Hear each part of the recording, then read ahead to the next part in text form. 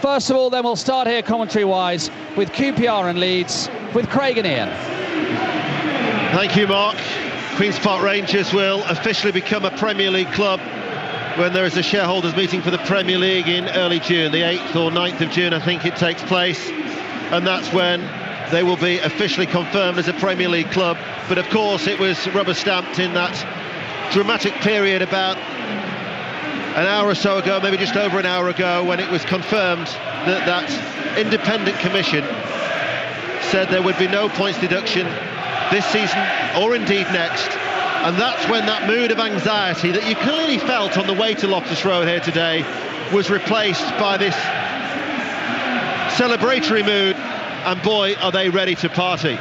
The Leeds United players obviously have a job to try and focus, because it is a possibility that they could still sneak into the playoffs.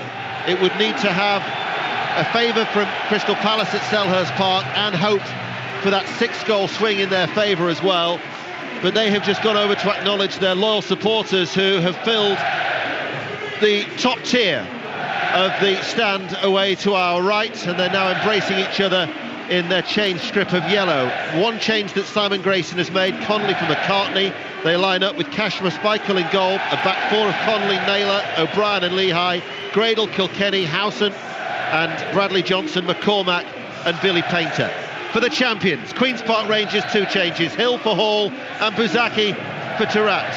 And mentioning of Akos Buzaki, that is the other significance with this decision that has been made today, and what is a dramatic day in the Championship. The uncertainty is now evaporated, because Plymouth Argyle during the week had taken legal advice, because they are owed a figure around £150,000, which is a significant sum when you consider their financial situation at Home Park. And had Queen's Park Rangers not been promoted, there would have been an expectation, certainly from the administrators there, of that money. So that was another issue, and the potential legal minefield, let alone about the playoff scenario that could easily have happened. So it was a very, very messy, confusing affair for everybody concerned. But for the champions, Cherney is in goal, a back four of Bradley Orr, Casper Gawkes, Matthew Connolly and Clint Hill, Wayne Routledge, Sean Derry, Alejandro Fowlin, Akos Buzaki, Tommy Smith and Heider Helgeson. And a penny for the thoughts of Fowlin as well, the player at the centre of this last dramatic few days, Craig Burley. I don't think from the player's point of view he would have been too fussed any more than the rest. I think the one worry would have been that all the hard graft, all the hard work in the Championship, and we know how difficult a league it is, we know how competitive a league it is, that he would have been thinking the same, not about his transfer but about the possibility of not making it up. And I suppose in many ways he might have felt, some sort of responsibility had they not, but I think the main objective was promotion, and now we know as champions QPR have been. Well, we are underway here in the sunshine in West London, Loftus Road, the home of Queen's Park Rangers, as Derry spreads the ball out towards Clint Hill over on that far side. Tommy Smith looks to turn. Tommy Smith wants the ball played back into the penalty area. Smith with a shot, and it's in. Heider Helgeson inside the opening 30 seconds with a goal for the champions Queen's Park Rangers, their first attack of the game. And Leeds United's fake playoff hopes completely disintegrate with that goal. Schmeichel couldn't save the shot, and Helgeson had the tap in. It was the easiest of chances. Queen's Park Rangers 1, Leeds United 0. Well, it was the easiest of chances, and I suppose with the news that QPR have had today, it was written in the script, wasn't it, this early goal?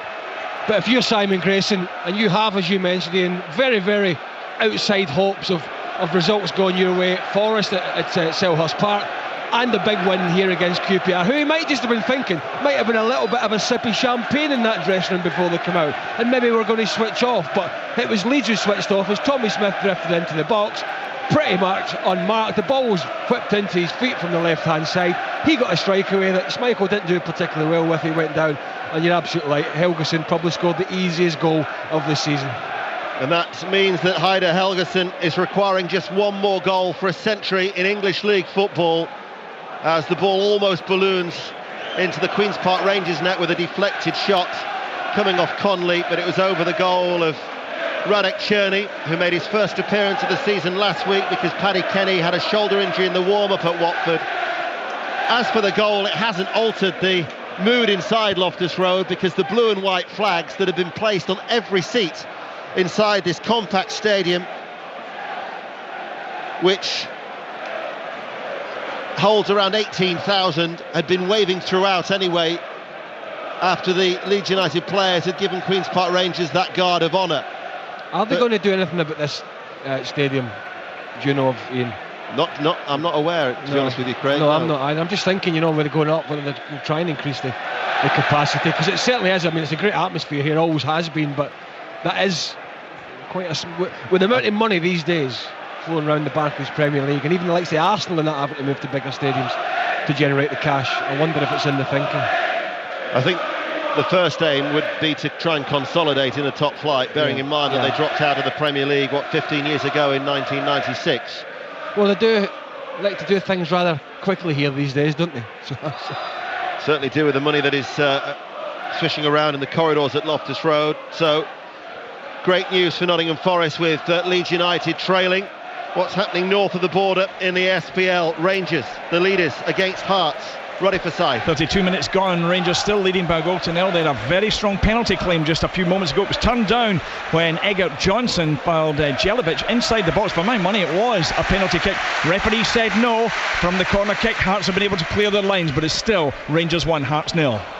Alejandro Fowlin looking to try and play the ball out towards Bradley Orr, who'd got forward on this right-hand side. That was intercepted by Bradley Johnson, who runs forward in the yellow shirts of Leeds United in the bright sunshine, playing from right to left. Bristol City, a leading Hull City by a goal to nil at Ashton Gate. John Stead with a goal down there in the southwest. Bristol City 1, Hull 0.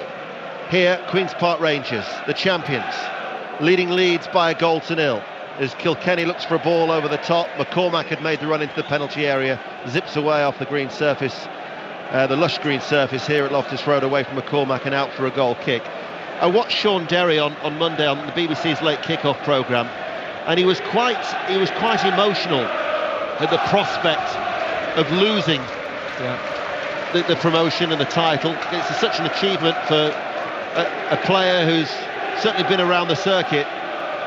And Neil Warnock, when he was speaking to Mark Pougatch earlier, said that there was tears of joy in that dressing room. So they really can go out and enjoy the occasion now, because there had been a great deal of apprehension for Queen's Park Rangers as a cross from Helgeson looking towards Routledge, back flick header away by the Leeds defence. That was Lehigh, the left back, and further headed away by Kilkenny. And it is great that they can celebrate, because it would have been awful for the players, wouldn't it? I mean, you'd be able to certainly empathise with that position. Oh, I mean, it would have been dreadful here as QPR win a free kick for Land, just making manoeuvres towards the edge of that Leeds box, and was brought down, and maybe a good chance here to up the goalkeeper, Kasper Schmeichel again. But no, I mean, you're absolutely right. I mean, one thing you want to do after that hard graft, you want to be able to enjoy it and think about it and remember it and look forward, and realistically, I don't think any of the players, and Neil Warnock mentioned that earlier to Mark Pougatch, waking up in the middle of the night thinking about it, what maybe happened. Fowlin with the free kick, curling. Of course, I'm expecting him to score today. Yeah. He owes them that, doesn't he? Well, he owes them that for all the worry. I mean, Tommy Smith did say that he has been deeply unsettled, particularly over the last few days. He's 24 years of age, the Argentinian, who's been, of course, the centre of the whole controversy. As the clearance downfield from Schmeichel, Leeds looking to try and get on level terms. It's 1-0 to Queen's Park Rangers. Still no goals at Selhurst Park, as Gradle's shot is off target, right-footed, 25 yards out from goal. But when you speak to football administrators, managers, how do you quantify in points the importance of a midfielder? Because some people will say, well, a goalkeeper can be worth 10 points over the season. Yeah. As a former midfielder. Yeah, well, if I'm talking about myself, I'll probably quantify it in about 0 points. You're being modest. But, he has been a big player for them, there's no doubt about that. I mean, every position's key. I mean, it is difficult to quantify. Almost impossible. And I was thinking about Sean Derry actually when you mentioned him there, and been taken from the likes of Crystal Palace and people like that, and what a job he's actually done for them. In fact, I was getting quite worried actually that you and I were on the same wavelength. Queen's Park Rangers are leading Leeds United here by 1-0. There's no goals at Selhurst Park as yet between Crystal Palace and Nottingham Forest. Forest then set to secure that final playoff position in the Championship. The only other goal to tell you about is Bristol City leading Hull by 1-0. And in the SPL, the leaders Rangers are leading Hearts at Ibrox by 1-0 as we join David Croft for the qualifying for the Turkish Grand Prix. David.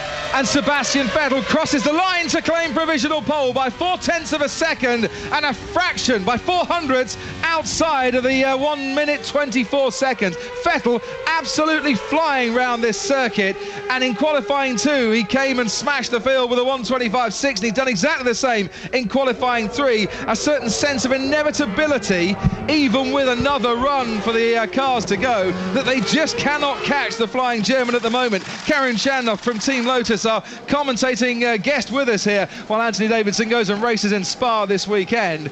Just sat stunned silence at the moment, Karim, which is unusual for you. That's just amazing. You know, he's held that 4/10 gap right from free practice 3, carried it over into, free practice 3 got compromised in the last sector, but he would have done it. He did it in Q2 and he's done it again in Q3. And you really, like you said, there's a feeling of inevitability that in the next 4 minutes, when they do their final run, that gap's probably going to stay about the same. But see, Schumacher and Rosberg, they're just doing a single run here, which is quite interesting. We've got to go through the tyre count again at the end of the session, because obviously we're trying to follow 24 cars and what they're all doing.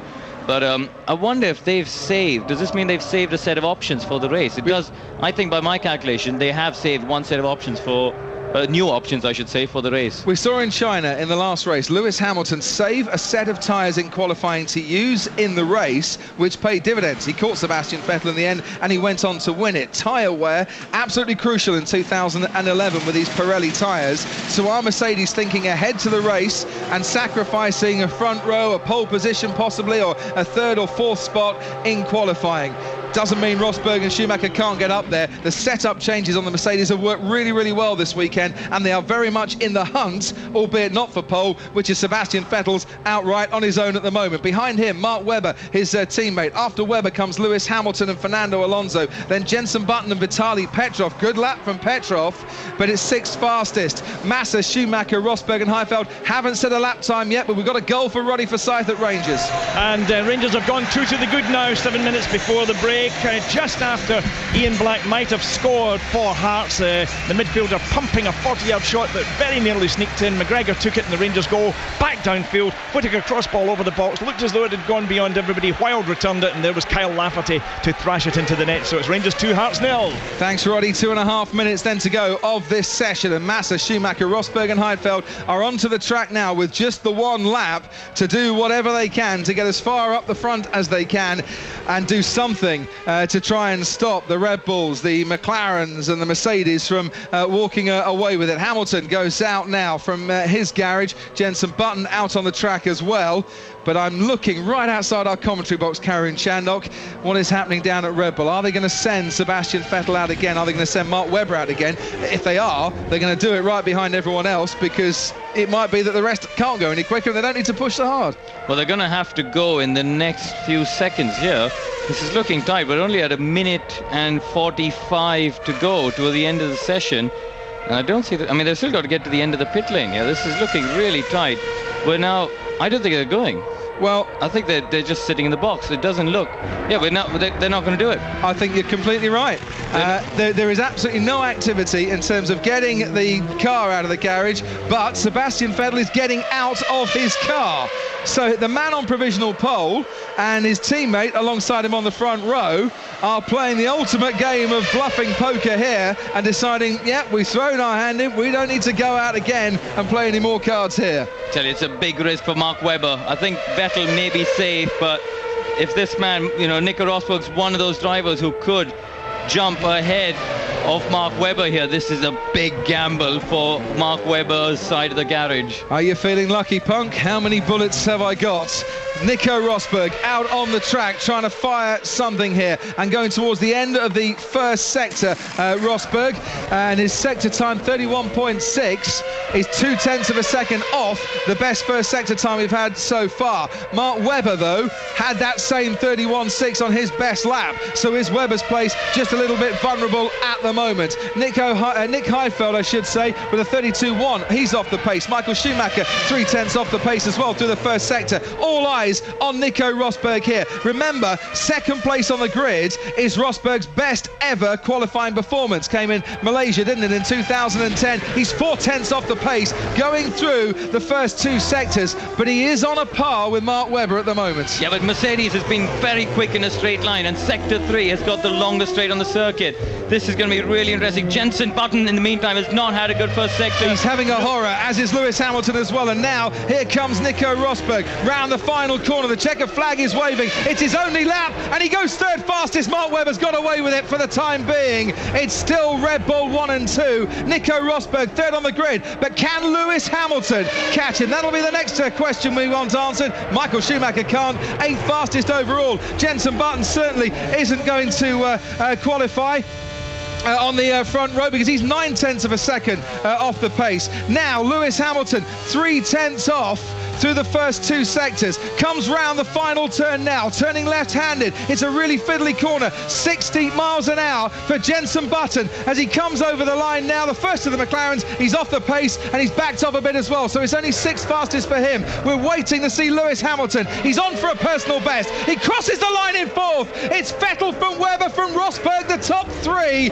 unless Vitaly Petrov can pull off a superhuman lap, and Petrov only goes 7th fastest. So the Red Bull gamble has worked here, and they are all applauding themselves and Sebastian Vettel. It is a Red Bull 1 and 2, and they've saved tyres as well, which could prove crucial in the race. Rosberg comes home 3rd fastest from Lewis Hamilton, Fernando Alonso, Jenson Button and Vitaly Petrov, Michael Schumacher, Nick Heifeld and Felipe Massa, who didn't set a time in qualifying 3. Paul di Resta will start 13th on the grid, and Jerome D'Ambrosio right at the back after a 5-place grid penalty. Thank you to Karun Chandok for joining us for this session. 1 o'clock tomorrow afternoon, the race. Vettel gets pole again. You wouldn't have bet against it, would you? Thank you, David. David Croft out in Turkish Grand Prix. There's been another goal at Ibrox. Ronnie Forsyth. And Rangers are threatening to run riot. They're seriously eating into Celtic's goal difference, as well as moving 4 points clear by all prospects. It's Rangers 3, Hearts 0. Again, it was Wild, the supplier. Again, it was a Northern Irishman to finish. This time, not Lafferty, but Davies with a header. And you can hear the Rangers fans in full voice now. Rangers 3, Hearts 0, 1 minute till the interval. And that goal difference means that Rangers currently stand plus 52, Celtic are plus 54. There's been a goal at Turf Moor in the Championship for Conor McNamara. And it's Burnley 1, Cardiff City 0. It's already been a bad day for Cardiff, with Queen's Park Rangers escaping without a points deduction. Now they're behind at Burnley. Jay Rodriguez, a crisp low finish. Cardiff lost 3-0 at home last time. They've not started well here today. It's not good for me in going into the playoffs. Burnley 1, Cardiff 0. No, you don't want to be losing momentum at this stage of the season. That will be a concern for Dave Jones. Here at Loftus Road, the champions Queen's Park Rangers leading Leeds United by 1-0. Heider Helgeson inside the opening 30 seconds after Schmeichel failed to hold a shot. Since then, Fowlin had a long-range effort that was beaten away by a flying save by Schmeichel away to his left. So Leeds on the attack with Gradle with a cross that Cherney had to watch carefully. It was dropping and he's tipped it behind for a corner. So a corner to Leeds United, which Craig Burley, he had to be careful there, didn't he? I think at first he thought this one's going to go over, and then he just had to adjust himself. There's been a goal at Selhurst Park. Darren Fletcher. And it's a goal, Ian, that probably seals Nottingham Forest place in the playoffs. Scored by Lewis McGugan after 17 minutes. Volleyed the ball from just inside the penalty area on the angle. The bounce of the ball made it awkward for Speroni in the Crystal Palace goal. He couldn't reach it. Forest have been comfortable, and now they lead. Crystal Palace 0, Nottingham Forest 1. Thanks, Darren. Yeah, they had that little, didn't they? I mean, they were flying, Nottingham Forest, weren't they? Absolutely flying, and they had a real blip, didn't they? And lost their way, dropped from almost automatic to out of the playoffs, and they've just managed to scramble their way back in. Half time at Ibrox, Rangers leading Hearts by 3-0 as we get an update from the Liberty Stadium. Swansea against Sheffield United. Nigel Adderley. 17 minutes gone, it's 0-0. Sheffield United's youngsters have done well so far. In the opening minute, 17-year-old George Long beat away a shot from Stephen Dobbie, and a few moments ago 18-year-old Harry Maguire twice blocked shots from Scott Sinclair. Swansea of course could finish third if they win and Cardiff don't win, but currently it's 0-0. And what's the atmosphere like at Carrow Road? Ali Bruce Ball.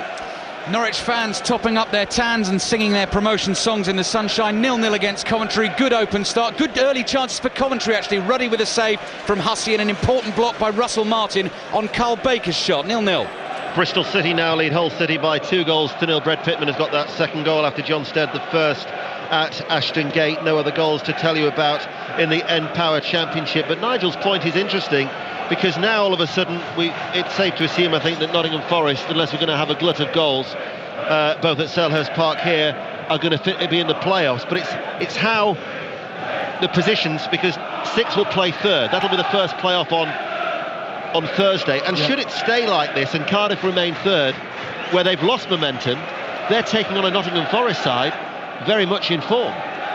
Yeah, absolutely. And the Forest side that are still hurting, I think, from last year when Blackpool put them out at the City Ground.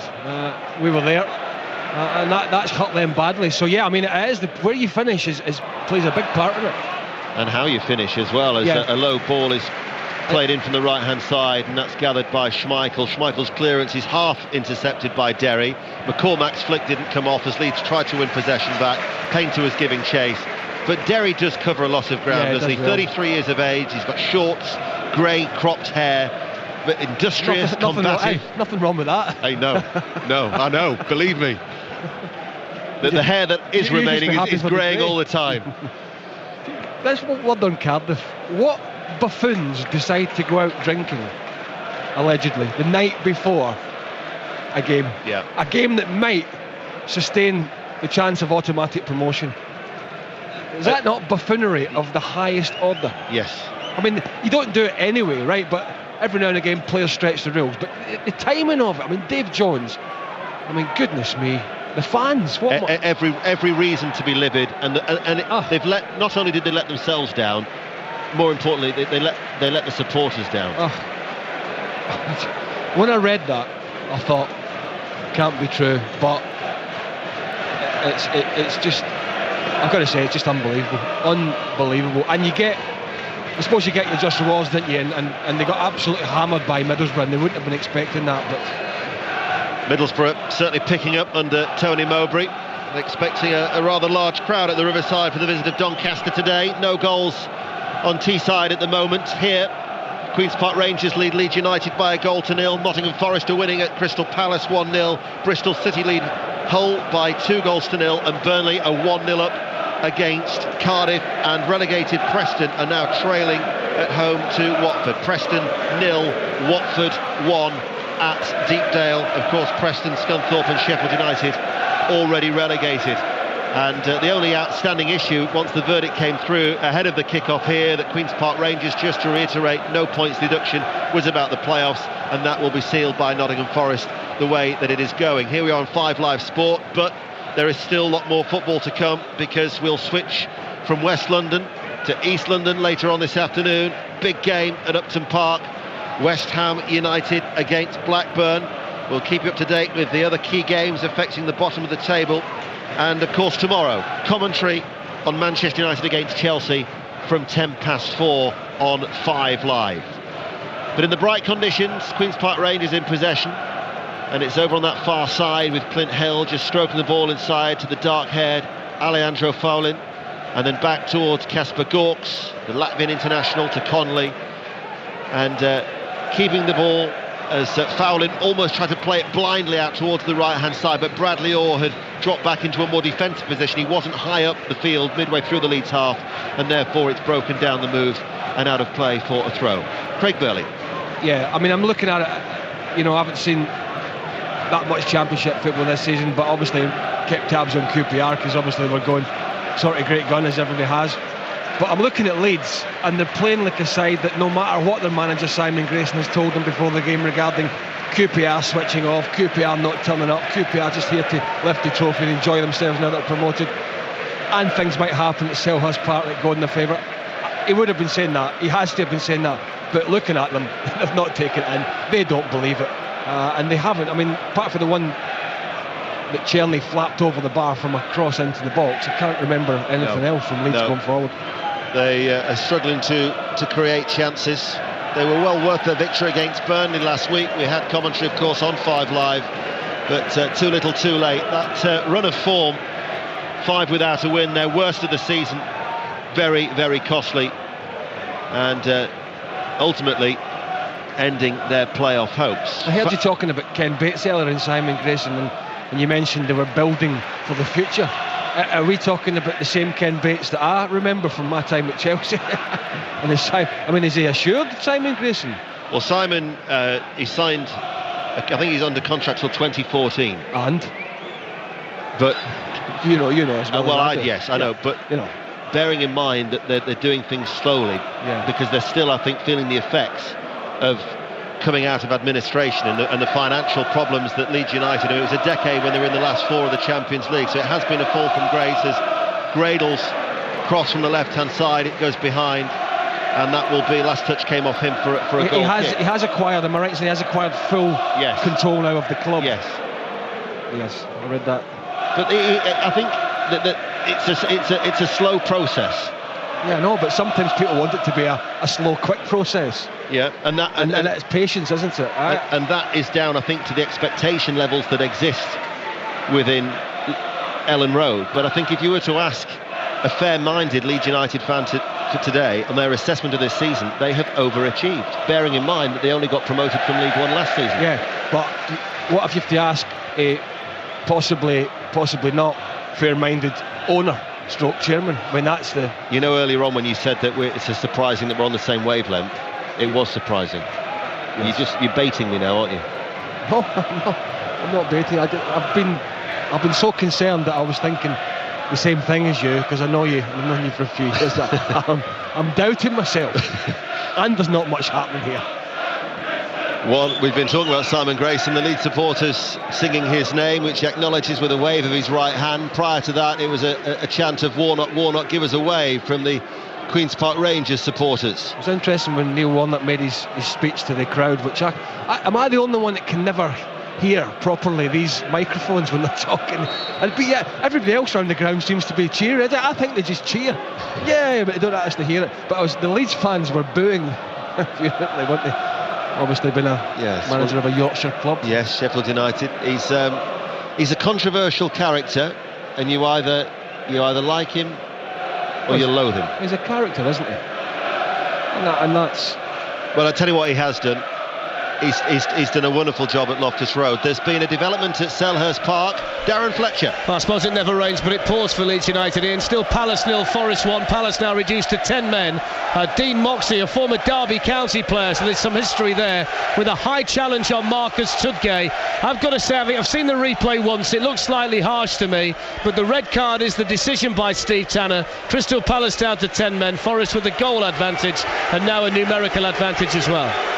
Thanks, Darren. I've got to say, Darren Fletcher picked out one of the best curry houses I've ever been to in Croydon. Many moons ago when we went down to do a game. That man can sniff a quality curry house out from 10 miles away. I drove past it this morning. They're still waiting for you to tip the waiter. You didn't know he was still there, did you? Queen's Park Rangers are leading Leeds United by 1-0, as we just heard from Darren.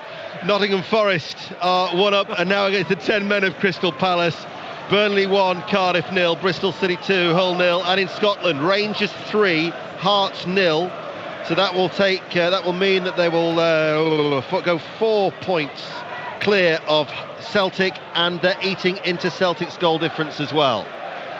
So that's significant for your former side, Celtic, of course, who are in action tomorrow at Kilmarnock. You'll have news of that on 5 Live with Colin Murray from midday. Building up, of course, to the big one in the Premier League, Manchester United against Chelsea. Full commentary on 5 Live Sport. Yeah, I was up at Inverness on it's been that long a week, I can't remember what day it was. I think it was So it was Wednesday, and I was at that game, and Celtic were expected to steamroller Inverness, and therefore it would be in their hands with the 3 games to go. That was their game in hand, but all the players that performed so well for them, for Neil Lennon this season, the Izagiris and Majstorovic, the Kyals, the Gary Hooper up front, signed from Scunthorpe for a couple of £1 million, scoring goals, Anthony Stokes, Chris Commons, who he signed, they just didn't turn up, Ian. And it was a bit of a hammering actually up in the Cali Stadium there, and Rangers now are obviously taking advantage of that, and it's in their hands, and what a turnaround that's been. Yes, I'm sure Terry Butcher enjoyed that victory as well, with being obviously a former Rangers player. Well, he said not into the microphone. I'd imagine there'd been a tinge of sarcasm in there. This is Andy O'Brien at the heart of the Leeds defence.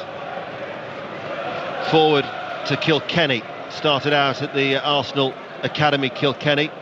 Former Birmingham, had a spell at Oldham as well, as Leeds go back towards Kasper Schmeichel. But the whole tempo of the game is very, very easy, isn't it? It's almost pedestrian. As Bradley Johnson through to Painter. Painter gets a lucky ricochet.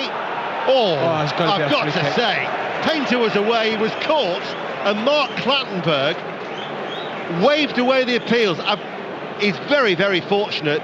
Now, I don't think it would have been a red, because I think the ball had gone away from Billy Painter, and I wouldn't say it was a goal-scoring opportunity, despite running in the central point of the penalty area. It was just outside the box. But that was a foul and a yellow card. It should have been a yellow card without a shadow of a doubt, surely. It was difficult to see how much contact there was, but it's certainly we just watched a couple of replays, but from first instinct it was, goodness me, why is that not? How is it not? But you're absolutely right, the ball was about 5 yards away from him once he took his touch. He was inside the D when the challenge was made. I think it was Connolly that made the challenge, the centre-half. Tierney might have gone out and got it, but Mark Clattenburg was very quick just to wave that away. And that's the first sign of life really from Leeds United, because they're making it a sort of party game here for QPR today. They're making it and have made it reasonably easy for them. They're 1-0 down. There was that early goal from Helgeson in the first minute, and that's the first time they've caused the QPR defence any problems whatsoever. Cross into the penalty area, downward header by Routledge looking for Helgeson, and his left-footed volley was well wide. It is cramped, and it's a compact stadium here at Loftus Road, and at times it's very hard to see who's actually warming up, because it's actually quite a steep stand here in the main stand. But I've got a feeling that Adel Taarabt is currently warming up. He's on the bench. He's one of the 2 changes that Neil Warnock has made, and of course the Championship Player of the Year got a great ovation from the supporters here in the main stand. There's been a goal at the Liberty Stadium. Nigel Adderley. And it's more bad news for Cardiff, because Swansea lead here by 1-0 and could be heading third in the table to finish the season above their South Wales rival. Stephen Dobbie swung in a free kick wide on the left hand side, high over the goalkeeper George Long, and in at the far post. Swansea 1, Sheffield United 0. Thank you, Nigel. If it was to stay like that, it would mean that Swansea would play Forest in the playoffs, as we will go to Turf Moor, where Cardiff are playing Burnley. Conor McNamara. Burnley 1, Cardiff 0. You know, at times this season Cardiff City have just been electric to watch, especially the early stages of the campaign. They are crawling over the line here, a shadow of their former selves. No spark, covered in gloom after the QPR announcement earlier on. Mark Hudson's had to go off with a knock, replaced by Darcy Blake. They risk, as Nigel said, they're going behind Swansea in the table. The goal from Jay Rodriguez. Cardiff behind, Burnley 1, Cardiff 0. Thank you, Conor. Queen's Park Rangers have a free kick. It's just in the shadows of that stand over on the far side, in the sunshine here in West London. Dozaki will take this free kick. It's curled in with pace. Hasn't been properly dealt with. In fact, it glanced off the head of, who was it? Bradley Johnson, and it's gone behind for a corner. Bradley Johnson back there doing some defensive work. Didn't really get enough on it, and Dozaki will cut run from left to right as Queen's Park Rangers in their hoop shirts, the blue and white hoop shirts, which, as Mark Pougat says, almost to a man, every supporter and lady of Queen's Park Rangers seems to be wearing inside Loftus Road. Bazaki with the out-swinging corner, headed over the top by Tommy Smith, as we go to Carrow Road and Alistair Bruce Ball. 31 minutes played, 0-0, nothing riding on this one. Norwich are up and celebrating, being played in that sort of end-of-season carefree fashion. Chances for both teams, obstacles to dodge as well. Simeon Jackson just started a run in the Coventry half and had to slalom his way through 6 balloons and 2 beach balls before beating 2 Coventry defenders. It's 0-0. I know the feeling with the beach balls and the balloons. There was a short stoppage in play earlier on because Radek Cherny had to stamp on at least half a dozen blue and white balloons, and in fact 4 more have drifted onto the playing surface over on that far side. You can still see the remnants of those pop balloons over in that corner as Queen's Park Rangers lead by a 0-0. Leicester lead Ipswich by a 0-0. At this stage of the season, I always look for a team that is finishing the campaign with momentum as a pointer for next year, and certainly with Paul Jewell, how he has transformed Ipswich's fortune since he took over at Portman Road. Depending on who he recruits in the summer, they may well be a side that could challenge next season. That would be the aim, certainly, for their owner Marcus Evans. That's why, after all, Paul Jewell, with his history of promotion with Bradford and Wigan, was brought into Portman Road, but they're behind at Leicester, and I suppose the same would be said of Sven-Göran Eriksson's side as well. I don't see Ipswich challenging at all really next year unless they strengthen. One of my big mates was down there coaching under Roy Keane and Ian McParland, who took over for the victory over Arsenal, I think it was, from that one game before he left, and I think they do need an investment of some good quality players, not unlike what Neil Warnock's done here, maybe going for the likes of the Sean Derrys of this world and people like that, just to come in and do a job. Tommy Smith, these kind of guys that have been there and seen it at a certain level, certainly at championship level. But yeah, I mean, Sven-Göran Eriksson, they've had money to spend, haven't they? And there will be money, so they might do better next year. Routledge was away from O'Brien. He slipped the ball through, looking towards Helgeson. Helgeson was on a standing start, flat-footed, and couldn't chase the ball as it ran through towards the blonde-haired Kasper Schmeichel. 33 minutes played, 1-0 QPR. The longer the week went on, Ian, and you read papers, and I listened to yourself and that on 5 Live, that it was starting to think, I was looking at it thinking there's going to be points here taking off. I mean, I certainly was getting that feeling, and I'm wondering with what Neil Warnock said to Mark Pugac about, even what his barrister told him, he's still waking up, or what the QC told him, he's still waking up last night and during the night worrying about it, because it was starting to point that way.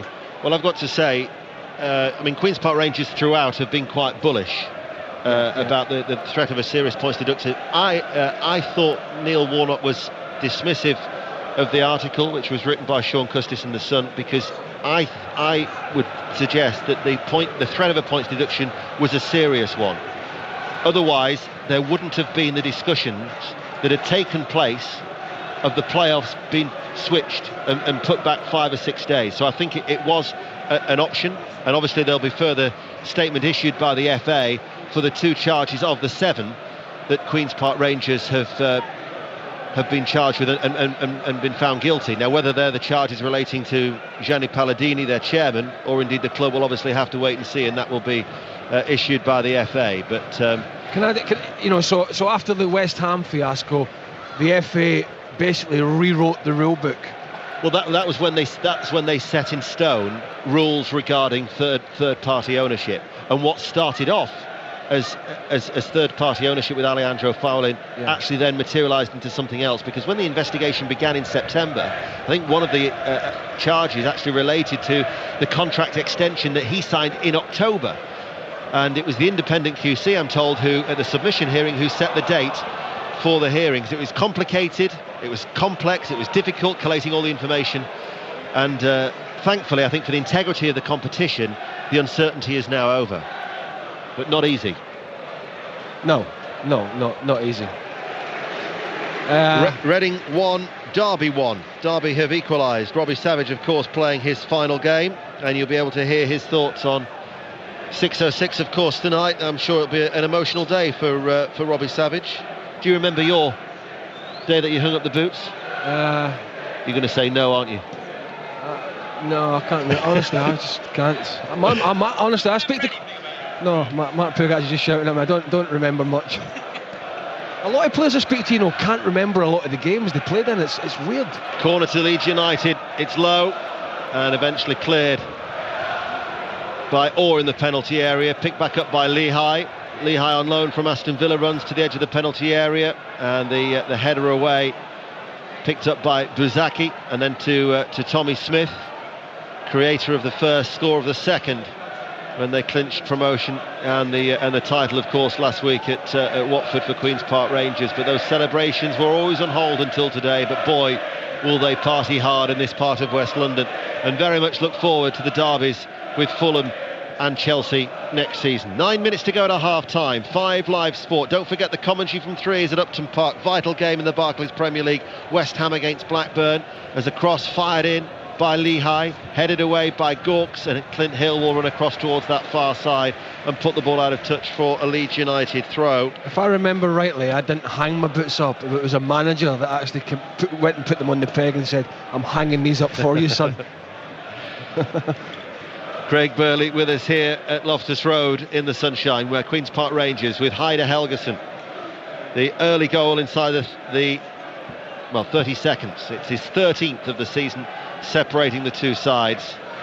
But there is a very gentle feel to proceedings, should we say, here at Loftus Road. Yeah. Go back to, I know Robbie's playing his last game at Derby. I think some players want to retire, some want to go on, and everybody's slightly different, aren't they? Ball played over the top. Gradle lifts it over Cherney, who's off his line, and Leeds United have equalised. Max Gradle.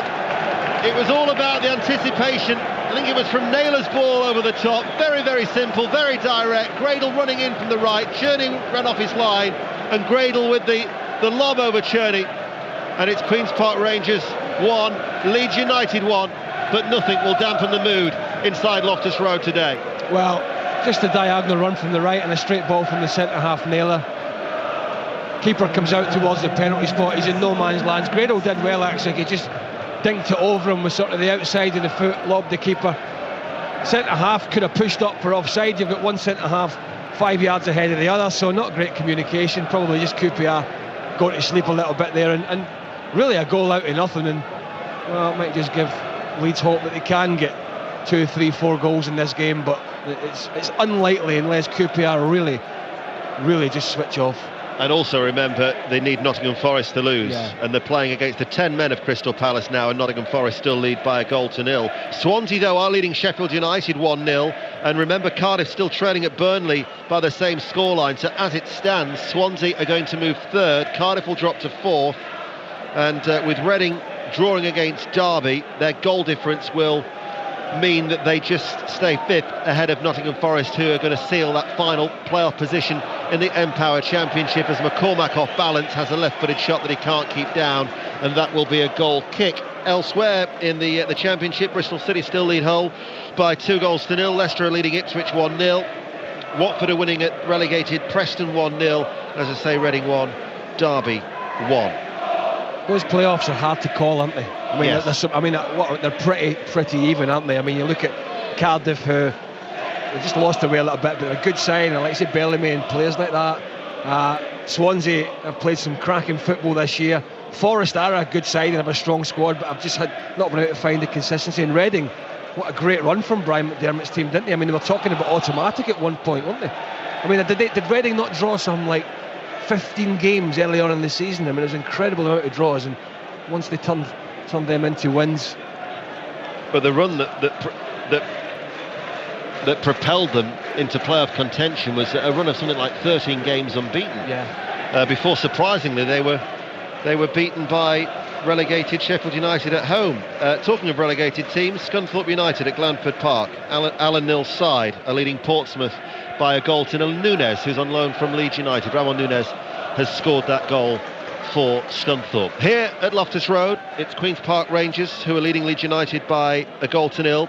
And in the second half, we'll be going around the Premier League grounds, getting all the team news before we switch our attentions to that huge game at the bottom of the Premier League, with commentary to come from West Ham against Blackburn Rovers, as Mark Clattenburg gives Leeds United a free kick midway through the Queen's Park Rangers half. Tommy Smith just pleads.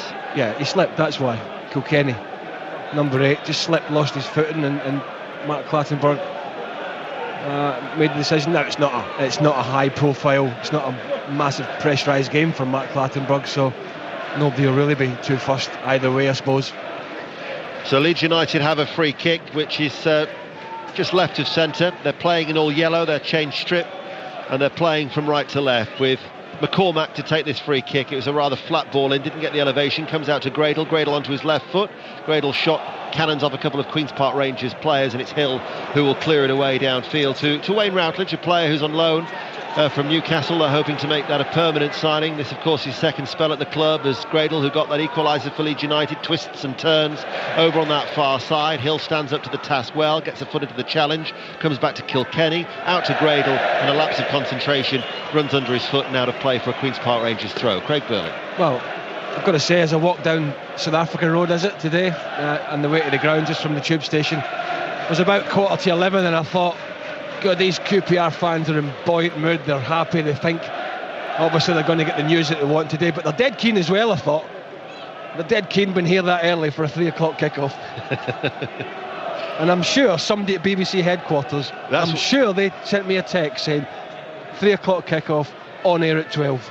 I'm just glad that you arrived on time, otherwise it could have been a long commentary on my own. You'd have turned up as the celebrating on the pitch. Yeah. Would I still have got my fee? No, you'd have been docked. Queen's Park Rangers survived a deduction of points. You'd have been docked your wage. Well, how do you deduct nothing from nothing? Steady. 2.5 minutes to go to half time. I'll save you just in case the management is listening. Leeds United with a throw on that right hand side. It's a long throw flicked on by O'Brien, coming off a Queen's Park Rangers player. Gawkes behind him, and that will be a corner kick to Leeds United, who, their supporters, are remaining in good spirits in that top tier to our right hand side. I also had less time to prep this game because you haven't got the ability to send an email with an attachment on it. I knew this was coming. Corner on that far side. Naylor's up there, could break towards McCormack. Good challenge though made by Connolly. Can we try and concentrate on the pitch before you highlight the fact that I sent the wrong email? No, I told you the address several times. It was an easy mistake to make. But you only sent it when I eventually sent you one that just said Muppet on it. And funny enough, I then got one back through. This is Hill at the back, forward to Helgeson, chests the ball off to Alejandro Fowlin, back towards Helgeson. It was going to be an ambitious effort from there. It sat up, and possibly just sat up a little bit too much, as he skied a left-footed volley high and over Kasper Schmeichel's goal away to our right-hand side. But it's his goal that still separates the two sides, 1-0, Craig Burley. Yeah, I mean, he scored his first one from, must have been 1.5 yards, 2 yards, which really set the tone here on a momentous day at Loftus Road, on a day when they're going to pick the Championship trophy and return to the Barclays Premier League for the first time in quite a few years. And what is it, 16? No, what is it? Yeah, 15 years. 15 years. 96, yeah. And he just, Helgeson on that occasion went for a bit of glory.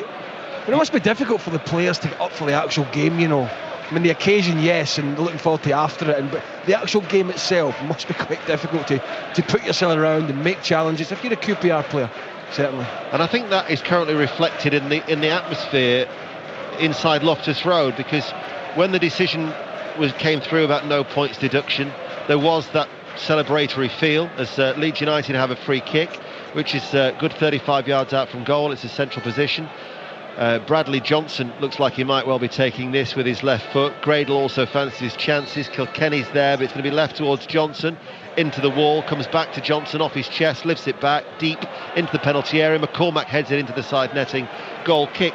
And it's almost now there's a lull with the atmosphere, as if they're trying to wait before the trophy is presented later on. They're just getting in the blocks for what to do, exactly what Neil Warnock told them not to do probably, and his little announcement was, please don't come on the pitch because the players will come around and you'll get a chance to take your photos and all that. But I kind of get the feeling that that's not going to be listened to, and they are going to come on. Yakubu has scored a second at the Walkers Stadium. Leicester City 2, Ipswich 0. And Middlesbrough are leading Doncaster by 1-0. Barry Robson has scored at the Riverside for Tony Mowbray's side against Doncaster. So Middlesbrough 1, Doncaster 0. Finishing the season ever so strongly, but there has to be a lot of player activity, one would imagine, next year for Tony Mowbray. Could be a busy summer for all concerned there. So Latest scores: Burnley 1, Cardiff 0, Swansea 1, Sheffield United 0, Crystal Palace 0, Nottingham Forest 1, goalless between Norwich and Coventry, no goals at Oakwell, Barnsley and Millwall, Bristol City lead Hull 2-0, Leicester now 2, Ipswich 0, Middlesbrough 1, Doncaster 0, Watford are still 1 up at Preston, Reading 1, Derby 1 and Scunthorpe leading Portsmouth by 1-0. Here at Loftus Road, it's Queen's Park Rangers 1, Leeds United 0. We're in the, 1 minute of stoppage time, which we're now into. Leeds United have a free kick. It's over on that far side. Mark Clattenburg blows his whistle. Kilkenny's free kick into the penalty area, headed away, and it comes out towards Howson. O'Brien has a shot, blocked by the chest of Gawkes. And a flurry of activity as Mark Clattenburg blows his half-time whistle. Out come the blue and white flags again, because Queen's Park Rangers lead Leeds United by 1-0. And here are the thoughts of Craig Byrne. Well, it's a bit of a carnival atmosphere, obviously, because of the news before the game that the FA will not deduct the points, and that's the way the game's sort of panning out. And Leeds haven't done enough, really. I mean, Leeds have to throw the kitchen sink at it and just hope that Forest can, Crystal Palace can beat Forest. It's unlikely to happen. It's not happening, and Leeds don't really look like beating QPR today either. And not only do I get your email address wrong, I get the score wrong. Correction, it's Queen's Park Rangers 1, Leeds United 1. Second half commentary to come here from Loftus Road. The other Rangers in Scotland look ready for sight, as if they're going to go 4 points clear. Yes, we're just heading up to the hour mark. Rangers still leading by 3-0. Those goals coming from Jelavic, Lafferty and Davis in the first half. There was much talk amongst the support, I can tell you, at half-time about really eating into the goal difference table. But oddly enough, Rangers fought rather sedately, and the atmosphere somewhat flat. Still, it would be an astounding result if they were to let this slip at this stage of the proceedings. Rangers 3, Hearts 0. Back to the Empower Championship, to Burnley against flat Cardiff, I think we can say, Conor McNamara. Yes, the mood very flat here from Cardiff City, who've hardly been involved at all in this first half. It's Burnley 1, Cardiff 0. The goal came from Jay Rodriguez, but Ross Wallace also hit the woodwork. It could be a bigger advantage for Burnley at the break. But Cardiff City, who would have been the main benefactors really of any points deduction issued to Queen's Park Rangers, that's why they're feeling now like the main losers from today's decision. There was no word from the dressing room or for the club officially at pre-kickoff. We're told the chief executive wants to talk to the media at the end of the game. We'll be there. We'll bring it to you on 5 Live. Swansea, Sheffield United, Nigel Adderley. Well, the first thing to say is that Swansea have confirmed they won't be taking any action following the decision not to dock Queen's Park Rangers any points. They also lead on the pitch by 1-0. 17-year-old George Long in the Sheffield United goal made fine saves from Stephen Dobbie, Lloyd Dyer and Scott Sinclair, but he could do nothing about Dobbie's free kick on the half hour. Swung high over his head from wide on the left-hand side, and Swansea looked good here for maybe a couple more in the second half, which, as things stand, would seal third place for them as they head into the playoffs. It's 1-0. Could be Swansea, Nottingham Forest then, Darren Fletcher. Could be, Mark. Half-time, Crystal Palace 0, Forest 1. Lewis McGugan with a goal after 17 minutes, a volley from inside the penalty area. He's 13th of the season, but ironically his first in open play since February. Crystal Palace reduced to 10 men on 25 minutes. Moxie with a high reckless challenge on Marcus Tudgay, and they've not really recovered from that. Crystal Palace hardly seen the ball since then. At the moment, Forest on course to finish 6th, which, as Nigel mentioned, would mean they play Swansea. But if Derby beat Reading today, Forest would go into 5th. So there are still 1 or 2 ramifications to play for in the second half. Half-time here, though, Palace 0, Forest 1. And Norwich going to finish second. Alistair Bruce ball. Norwich 0, Coventry 0 at half-time. Norwich up, a very relaxed feel to this game, has made it quite open and pleasing on the eye, but with no real tension to it. Coventry have played quite well, actually. They forced John Ruddy into a couple of sharp saves. Russell Martin had to make a really important block on a Carl Baker effort. Norwich have created chances, played some nice stuff, but haven't got that goal to give their fans something really to get stuck into. Grant Holt had a header block just before half-time. I think, like with you at Loftus Road, Norwich are just waiting here for the big post-match celebrations. The job is really done. Half-time, Norwich 0, Coventry 0. After half-time, the rest of the Empower Championship scores, and we'll hear from Colin Montgomery as well, speaking in the wake of Sevi Ballesteros' death earlier this morning. 1:37, 5 Live Sport. Time for the news with Tom Sanders. Online at bbc.co.uk/5live. This is BBC Radio 5 Live. Tributes have been paid to the Spanish golfing great Sevi Ballesteros, who's died at the age of 54 after a long battle with cancer. The 5 times major winner was diagnosed with a brain tumour in 2008. The Liberal Democrats' business secretary, Vince Cable, has attacked the Conservatives as ruthless, calculating and tribal, but says the coalition will continue. His comments follow the party's defeat in the referendum on changing the voting system and huge losses in the elections. The Scottish National Party is pushing for more powers for the Scottish Parliament after the party's historic victory in the Holyrood election. Scotland's First Minister, Alex Salmond, spoke to David Cameron by telephone last night. He wants control of corporation tax and greater borrowing powers ahead of a planned referendum on Scottish independence. The Democratic Unionists and Sinn Féin look set to remain the biggest parties in Northern Ireland as counting continues in the Assembly elections. And a 21-year-old man's appeared in court charged with the murder of a woman in Derbyshire. David Simmons is accused of killing the Thorntons worker Jar Ashton, who was found dead 3 days after she went missing in March. He's been remanded in custody. On the roads in Berkshire, the A404M northbound has been closed due to roadworks between junction 9A, the Schopenhangers Road, and the A4 Bath Road at the Thicket roundabout. Buckinghamshire, the M1 southbound has a lane closed. We're seeing queuing traffic there this lunchtime. 3 cars involved in an accident between junction 14 at Milton Keynes and 13 at Bedford.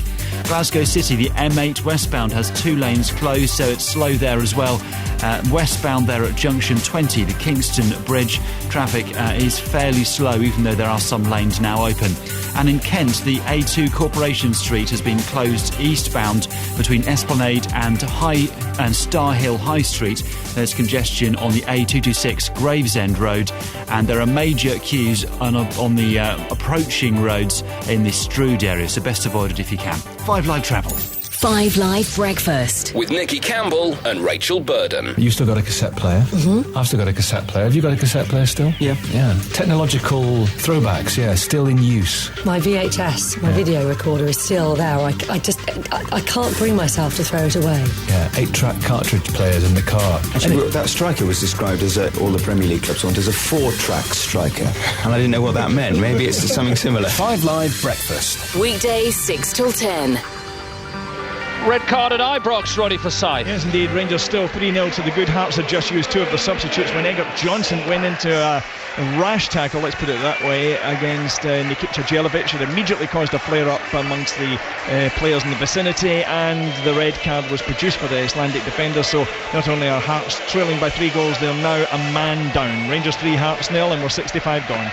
Other half-time scores in the Championship today: Barnsley 0, Millwall 0, Bristol City 2, Hull 0, Leicester 3, Ipswich 0, Middlesbrough 1, Doncaster 0, Preston 1, Watford 1, Reading 1, Derby 1, and Scunthorpe 1, Portsmouth 0. It's 1:41 and we've been paying tribute today here on 5 Live to Sevi Ballesteros, who died this morning after a long battle with brain cancer at the age of 54. Ballesteros won 5 majors, including 3 Opens, and starred for Europe in 8 Ryder Cups. Colin Montgomery's been playing in the Spanish Open today and gave his reaction when he came off the course. Great loss, and very few people are called legends in this world, and Sevi was one of them. Never before in our lifetime have we seen such a talent swing a golf club in our time, and it's such a great sad day for Spain, sad day for Europe, and sad day for the world of golf that we've lost one of the great icons of the sport.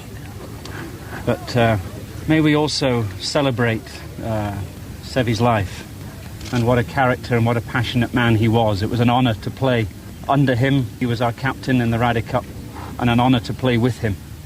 And it's just a great loss, but we must look forward and celebrate the life of Sevi Ballesteros today.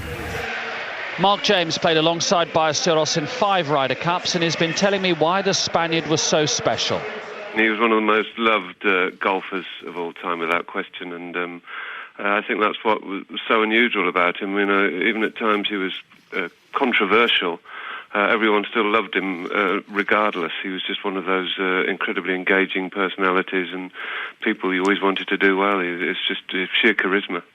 Most people who watch golf play golf, and he hit the ball into the car park and he hit it left and he hit it right, and that's what a lot of people watching golf do. Now, clearly they couldn't play the recovery shots he did, but they could at least associate themselves with part of what he did on a golf course. Yeah, I think you're probably right. He looked as though he pulled shots out that the average player would hit, and then it got back on the green. But he was an incredibly intelligent golfer, and if he missed a fairway, he would miss it on the side where he had a recovery shot on. He wouldn't miss it on the side where you're in thick gorse.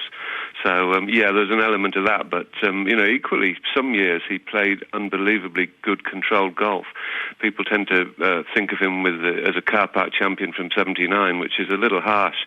A couple of years earlier, I think it was '77, he won about at least 10 tournaments around the world, and he played some of the most amazingly controlled, straight hitting golf that you could ever see. It was, and then a couple of years later, he's hitting it 30 yards further, but all over the shop. Seemingly, it's he could sort of play many different ways, and they all seem to have the same result. He won. One final thing, Mark. When I was at Augusta, it was his birthday. Sevi's birthday coincided with the Masters, and I asked all the Spanish players if they'd say happy birthday down the camera, which they did, of course. Jose Maria Olazabal was obviously very emotional. You know what it's like to be Ryder Cup captain. Will he find it hard not having Sevi somewhere in the background when it's Jose Maria's turn? Jose will have talked to Sevi, I would imagine, about Ryder Cups, and Jose Maria's been there through a lot of them with Sevi. So they were really close friends. So they've spent a lot of time together, and there's no question that he will. Jose Maria will feel his absence very strongly, but. Equally, it'll be almost an inspiration, his memory, to the team and to Jose Maria's captaincy. So, it's going to be an incredibly sad time, but equally, I think Jose Maria will be thinking of Sevi incredibly fondly, well, not just forever, but certainly at the next Ryder Cup. Mark James talking about Sevi Ballesteros' passing. We'll hear from Ian Poulter in Sports Report as well. 1:44, our commentary game at 3 is West Ham's relegation 6-pointer against Blackburn. A win for the Hammers could see them climb out of the relegation zone. Their first team coach is Kevin Keane. Really big game. We've had quite a few lately, but this is a really important one. Hopefully we can get the 3 points that take us up the table. Been a tough one, hasn't it? 5 defeats in a row. What do you and the manager put that down to? Well, I think especially the last couple of games, the Chelsea and the Man City game, I think we've actually performed quite well. At Chelsea we performed well, and 3-0 certainly flattered them. We missed a couple of chances. And at Man City last week, apart from the first 15 minutes, we did some really good stuff. No disrespect to the clubs that you've got to play, but is there added optimism within the club here? Because that you've got Blackburn today, a team around you, then Wigan away, a team around you, and then Sunderland, a team who've been struggling. Does that give a bit of optimism around yourselves? There is optimism. We knew these games were coming up for the last month or so. We knew that they were going to be crucial, so we just need to take each one as it comes, and today really is an important one. And as I stress again, I think that the fans can play a really important role for us today. It was highlighted last week, wasn't it, when the board members, the owners of the club, didn't go up to Manchester City. Was that overblown, Kevin, that sort of thing, or did you feel that perhaps it didn't send the right message to the supporters? Fantastic question. I think the media love to get their teeth into anything like this, and they like to blow things out of proportion, especially when it's a team at the bottom that's struggling. As far as I'm concerned, the owners have come in, they've spent a hell of a lot of money on this football club, and they're trying everything within their power to take this club forward. I would say that the staff and the players, we've underperformed this season, and we need to make up for that and make up to the owners a little bit as well. And I think we need to go out these next 3 games and take the club forward and make sure that we stay in the Premier League. Phil Bly with the questions to Kevin Keane then. Commentary from Mark Bright and John Murray from 3 o'clock. It's the last day of the Aviva Premiership season as well, and neither Leeds or Newcastle will be relegated. Or will they? Alistair Eakin joins us from the Rec. Ali, it's spreading. We didn't know whether QPR were champions or not. Now what's going on in rugby union? Yeah, it's a fairly confusing situation at the moment, Mark. It all depends actually on the Championship playoff final. So the tier down, a 2-legged affair, that one between the favourites Worcester and the Cornish Pirates. Only Worcester can be promoted due to the Premiership criteria. So if the Pirates end up winning that, whoever finishes bottom of the top flight today will be reprieved. So it won't be definitive today. Leeds are the side staring at the drop at the moment. They're bottom. They're away to Northampton at Franklin's Gardens. Very tough this afternoon. They need at least 2 points from that game, and for Newcastle to get nothing here at the Rec against Bath. So that's the relegation picture. As regards to the top 4, Leicester and Saracens will both have home playoff semi-finals. 2 from Gloucester, Northampton and Bath will join them, with Gloucester and Northampton in pole position. Bath need a win, preferably with a bonus point, and even then they'd need Gloucester or Northampton to slip up. So I hope that's clear. as day. Everything will become clear round about 5 o'clock this evening, and it should become clear as well with some pointers towards the Derby and the Oaks. Just a month away now. The warm-up races for the Epsom Classics are well underway. 5 Live Sports at Lingfield for the latest, and our correspondent Cornelius Lycett is there. What are we going to learn today, do you think? Good afternoon. Yes, from lovely sunny Lingfield, driven through some quite heavy rain to be here, but lovely afternoon. If one's honest, the Dante meeting at York next week is going to be providing the biggest pointers as far as the build-up is concerned. But at 2:40, we've got the Oaks trial. Field of Miracles is an interesting contender there, and she'll be trying to strut her stuff here. And at 3:10, 6 in the Derby trial. Only one is actually entered at Epsom, but a couple of very nice horses, including Measuring Time and Hurricane Higgins. And were they to be impressive today, they can be added to the list of runners for Epsom at a price, the price being £75,000. So they have to be good. Cornelius, we had Royal Wedding winning on the day of, didn't we? Yeah. And we've got Ballesteros running this afternoon at Haydock. In the 2:30 at Haydock, a horse making his seasonal debut. It would be a fitting tribute from the horse racing world to Seve Ballesteros. So many people, huge admirers of him, obviously, and particularly from racing. Big overlap between racing and golf. That horse has never ever run before, so he starts his career today on the day that we get the news about Seve Ballesteros. Well fancied for the 2:30 at Haydock, and will have a lot of support.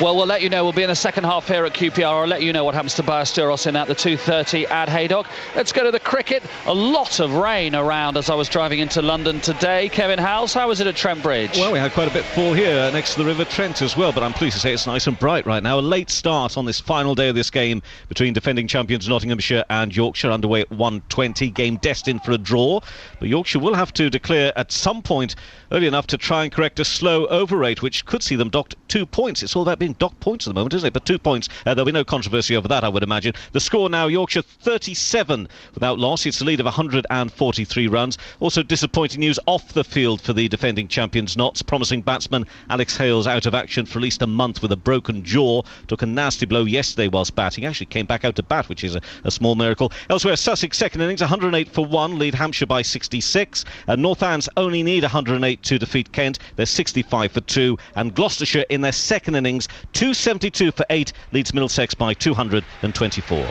And news that Sebastian Vettel will start the Turkish Grand Prix from pole. His Red Bull teammate Mark Webber qualified second quickest ahead of the Mercedes of Nico Rosberg. The McLarens of Lewis Hamilton and Jenson Button will line up 4th and 6th respectively.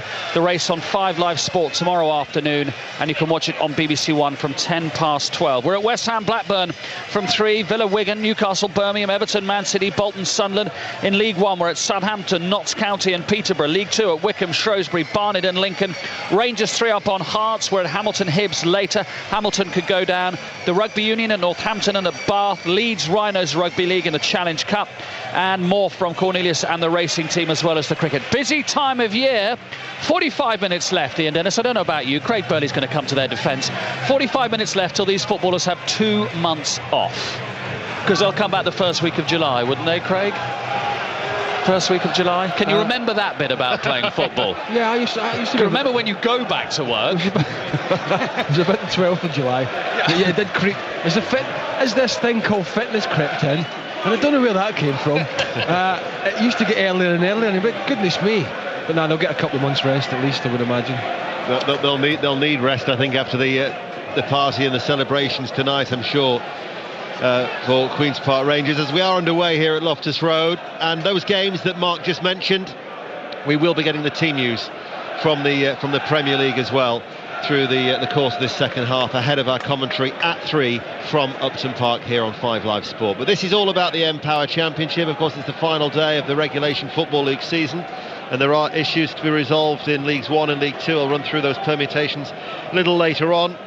But as for the Championship, well, the main issue, the one that cloud of uncertainty that had surrounded Loftus Road, that was dealt with ahead of kick-off with no points deduction at all. 2 charges they had been found guilty of the 7 in that independent commission. And then with 1-1 here, but crucially Nottingham Forest winning at Crystal Palace, Nottingham Forest are going to secure that final playoff berth. No changes that have been made by either side. So Radek Cherny is in goal for the champions Queen's Park Rangers. A back 4 of Bradley Orr, Casper Gawkes, Matthew Connolly and Clint Hill. It's then Wayne Routledge, Sean Derry, Alejandro Faulin and Tommy Smith, with Akos Buzaki just playing behind Haida Helgeson, the goal scorer. And for Leeds United, Kasper Schmeichel is in goal, a back four of Paul Connolly, Richard Naylor, Andy O'Brien, Eric Lehigh. Max Gradle got the equaliser for Leeds, Neil Kilkenny, Jonathan Howson and Bradley Johnson, Ross McCormack and Billy Painter. Robert Snodgrass for Leeds United is not even on the bench because of a back problem that niggled him last week, and of course Becchio has been a miss as well, a bad miss for them through injury. So Queen's Park Rangers won, Leeds United won, and if you're a Queen's Park Rangers supporter inside the stadium, you'll be just counting down the minutes until the celebrations can begin and the presentation of the championship trophy that was gleaming when Mark Fugach was presenting from down on the touchline ahead of kickoff, as Sean Derry goes on a long bursting run for the 33-year-old over on that far side in pursuit of the ball, in between the balloons that have again blown gently onto the pitch, and it goes out of play for a Leeds throw, which is quickly taken. And Derry to Faulin, who comes forward out towards Routledge, flicks it forward looking for the Argentine, but Leeds United have defended in numbers as Craig Burley exchanges a handshake with Mick Harford. Yeah, he's an old teammate of mine from Chelsea, and if Mick says it's Thursday, trust me, it's Thursday. Absolutely. And if he says QPR are not going up, they ain't going up. He's a big he's the old-fashioned centre forward that centre halves must have used to hated playing against, but a big honest fella, Mick. Usually, my memory. No, you should know my memory's not great. Was he at QPR? Yes. At the point, yeah, he was. Yes. I think he had a spell as a manager, didn't he? Yeah, he did. Well, most people have. Yes. No nonsense, I think, is a way of describing him as well. Don't forget, of course, tomorrow, Manchester United against Chelsea. All the build-up, 5 Live Sport from 12 o'clock. I know I was speaking to Gary Pallister. You'll hear speaking to him earlier in the week for an interview that you'll hear in the build-up to that game. The in-depth thoughts of Gary Pallister, head of Manchester United and Chelsea, trying to give you an insight into the thinking of Sir Alex Ferguson at this stage of the season. Chelsea on a real run, and of course that jar, the door has been opened ajar with them slipping up at Arsenal last week. The last team to win at Old Trafford 13 months ago were Chelsea. The last team to score in the league in the first half were Chelsea. That was Joe Cole. That was 13 months ago, as today's attendance is 18,234, and nearly 2,000 of that have made that journey down from Yorkshire. 1,700, or just under 1,800 in fact, are from Leeds United in that top tier. Are you going for omens then at Old Trafford, are you? Is that what you're trying to say? No, I'm just saying I wonder if there's symmetry. Tell me, surely Fernando Torres is not going to play? You wouldn't have thought so. I will be amazed. Yes. But then again, he did. I was amazed when he played in the Champions League game, but then he did admit to his mistake. Smith looking towards Routledge. Routledge had made a run through the centre. It was headed away though by Naylor, as Leeds United in all yellow in the sunshine here in West London, playing from left to right. Still 1-1 between Queen's Park Rangers and Leeds United. We'll get the team news and of course the commentary from 4:10 tomorrow. Manchester United against Chelsea. We'll have news of course of the Turkish Grand Prix. Celtic are at Kilmarnock as well. Remember, Rangers still leading Hearts by 3-0 at Ibrox, but there has been a goal at Carrow Road for Alistair Bruce Ball. Not for Norwich City. Norwich 0, Coventry 1. Grant Holt's just hitting a volley on target here, which is safe, but Coventry lead here to slightly dampen the promotion celebrations. Scruffy old goal. Richard Keogh with a close range header against the post. His momentum then took him forward across the 6-yard box. The ball ended up at his feet again, and it dribbled over the line. Norwich 0, Coventry 1. Thank you, Alistair. 6 minutes into the second half here. It's still 1-1 as Naylor just drifts out towards the right-hand side. Diagonal ball headed away by Gawkes at the heart of the Queen's Park Rangers defence. This is Kilkenny. Plays a ball along the ground. It's square for Howson with his cropped hair to come onto. Plays a 1-2 with Gradle and slides it in towards Connolly. But Connolly will not keep the ball in play.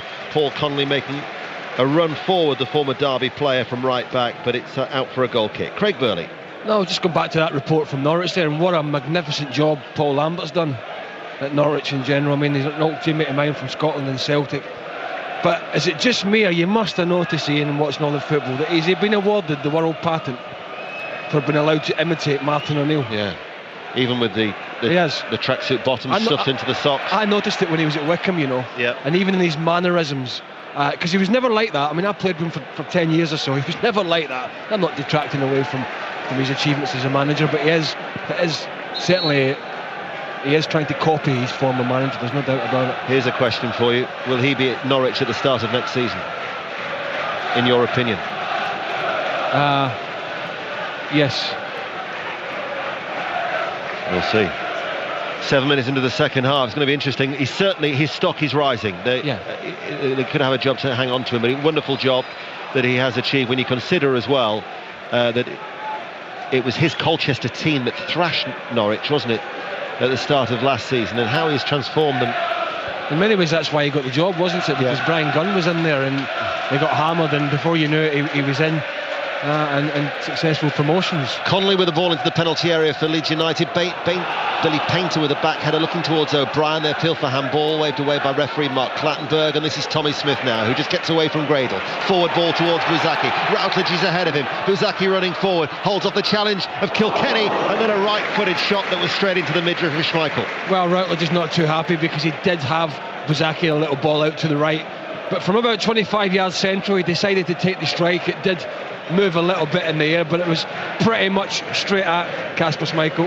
Penalty at the Liberty Stadium, Nigel Adderley. And it's gone to Swansea City, a red card as well for Shane Lowry, the Sheffield United defender. Deliberate handball on the goal line. Scott Sinclair will take the penalty for Swansea City against 17-year-old George Long on his Sheffield United debut. Sinclair takes a long run up, he steps up now, right-footed, and he scores his 24th goal of the season, and Swansea City are heading for the playoffs in great form. They lead Sheffield United by 2-0. So let's just run down the latest scores, and in fact there's been another goal at Ibrox before we do in the Championship. Roddy Forsyth. Yeah, 6 minutes to go. Rangers are now 4-0 up against Hearts. Elhaj Duflate substitute came on, seemed to have an easy chance to beat McDonald, took his time with it, goalkeeper blocked, got a second bite at it. Seemed to me to come off Stevenson, the Hearts player. At any rate, they're crediting it to Duf at the moment, and it's Rangers 4, Hearts 0. Thank you, Roddy. A goal at Carrow Road. Alistair Bruce ball.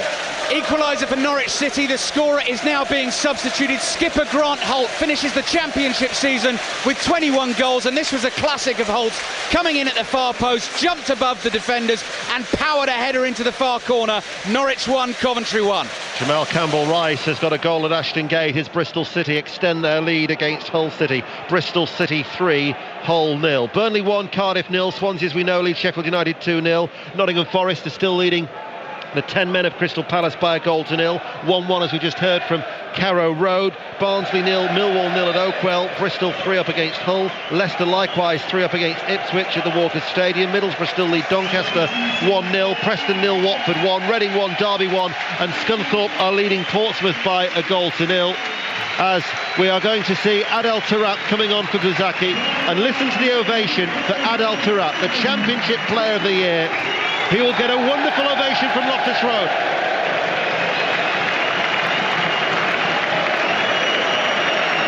His mercurial talent has helped, or has been one of the major reasons why Queen's Park Rangers have been the best side in the Championship, why they are the champions. He's been a class act throughout the season, 19 goals, and we look forward to seeing how he will fare when he's back in the Premier League. Of course, he was there with Tottenham, never actually started at White Hart Lane in his 3 years, 15 substitute appearances, but boy has he made his presence felt in the Championship, Craig Burley. Yeah, he has, and I mean, I've heard a lot of people talking about him recently, what will happen to him when they go to the Barclays Premier League, and will he be able to cope, and can QPR afford to have at times a passenger, because at times he has been a passenger for them. When he's not producing the magic, he hasn't offered a great deal in defence. So there are still no questions about his talent. I've got to say, he got a kiss, I'm sure of it, from Sean Derry when he came on.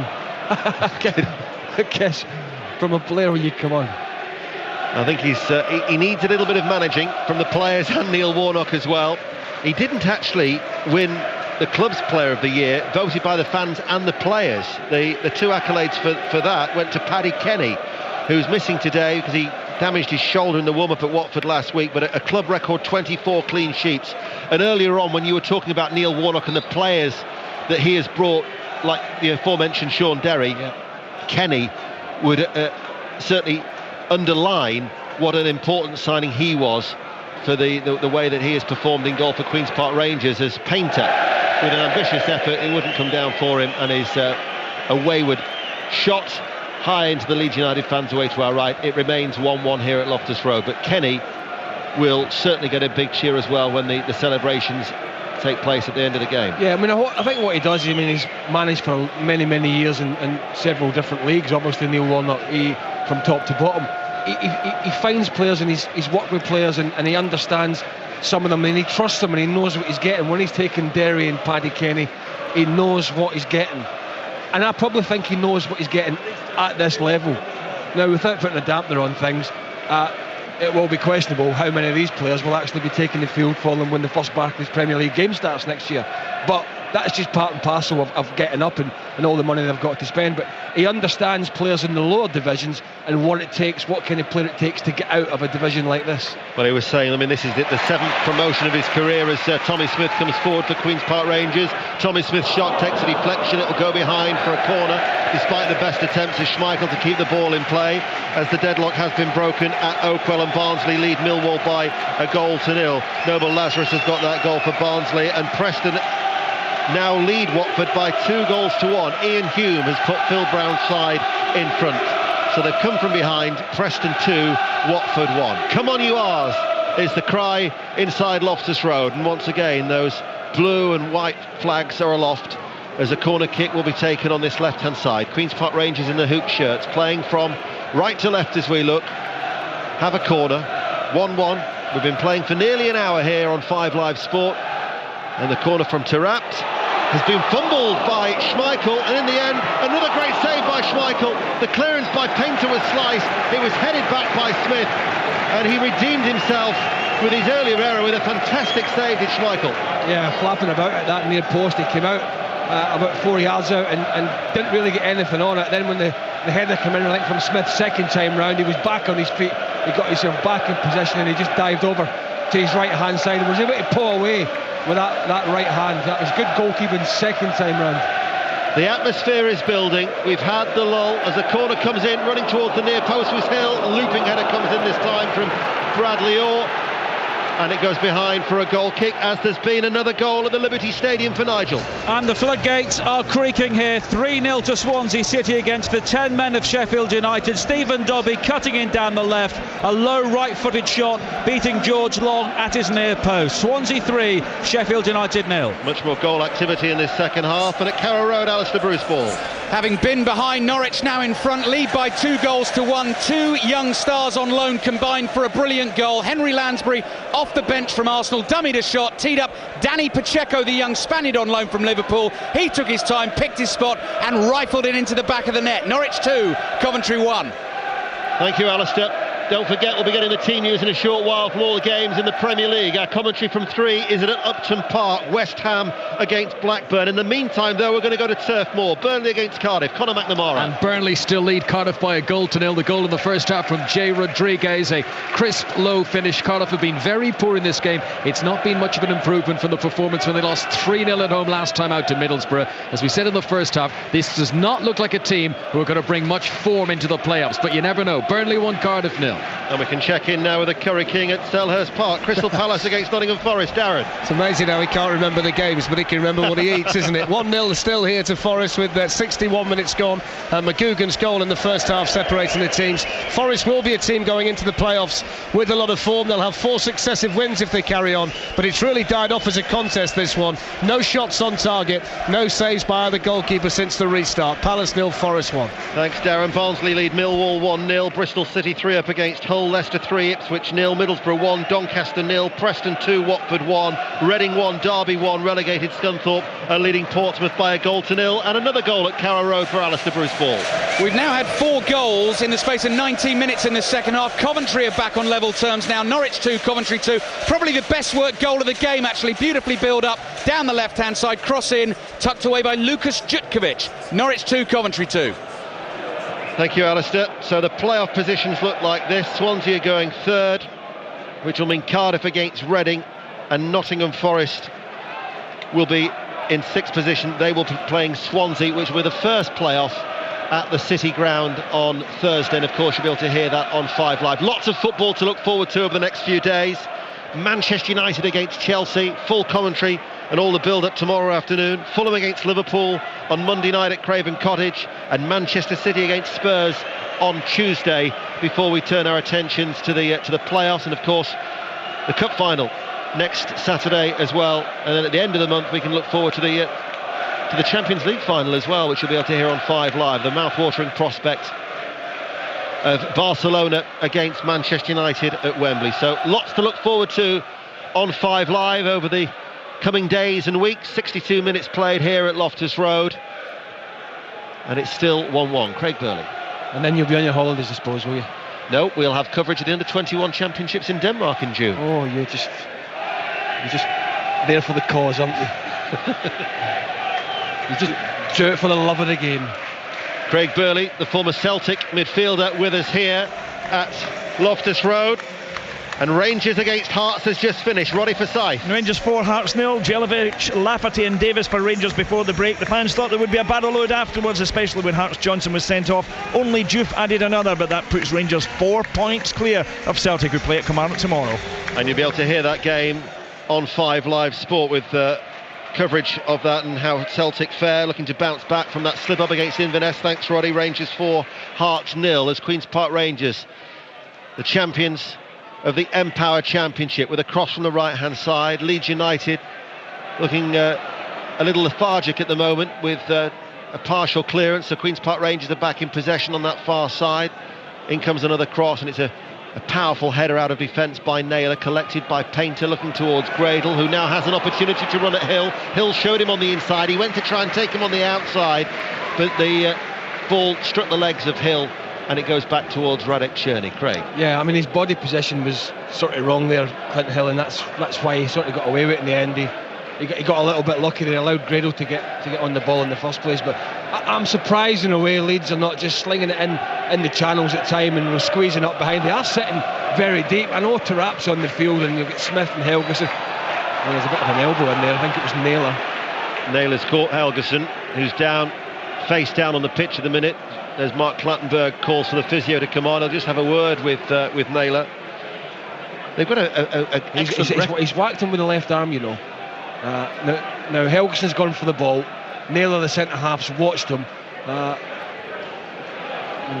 going to be a substitute as well downstairs. The players are having a drink. He's absolutely swatted him with the left arm there. I think Mark Clattenburg's not spotted that properly. And Helgeson is actually furious with the referee for not taking any action.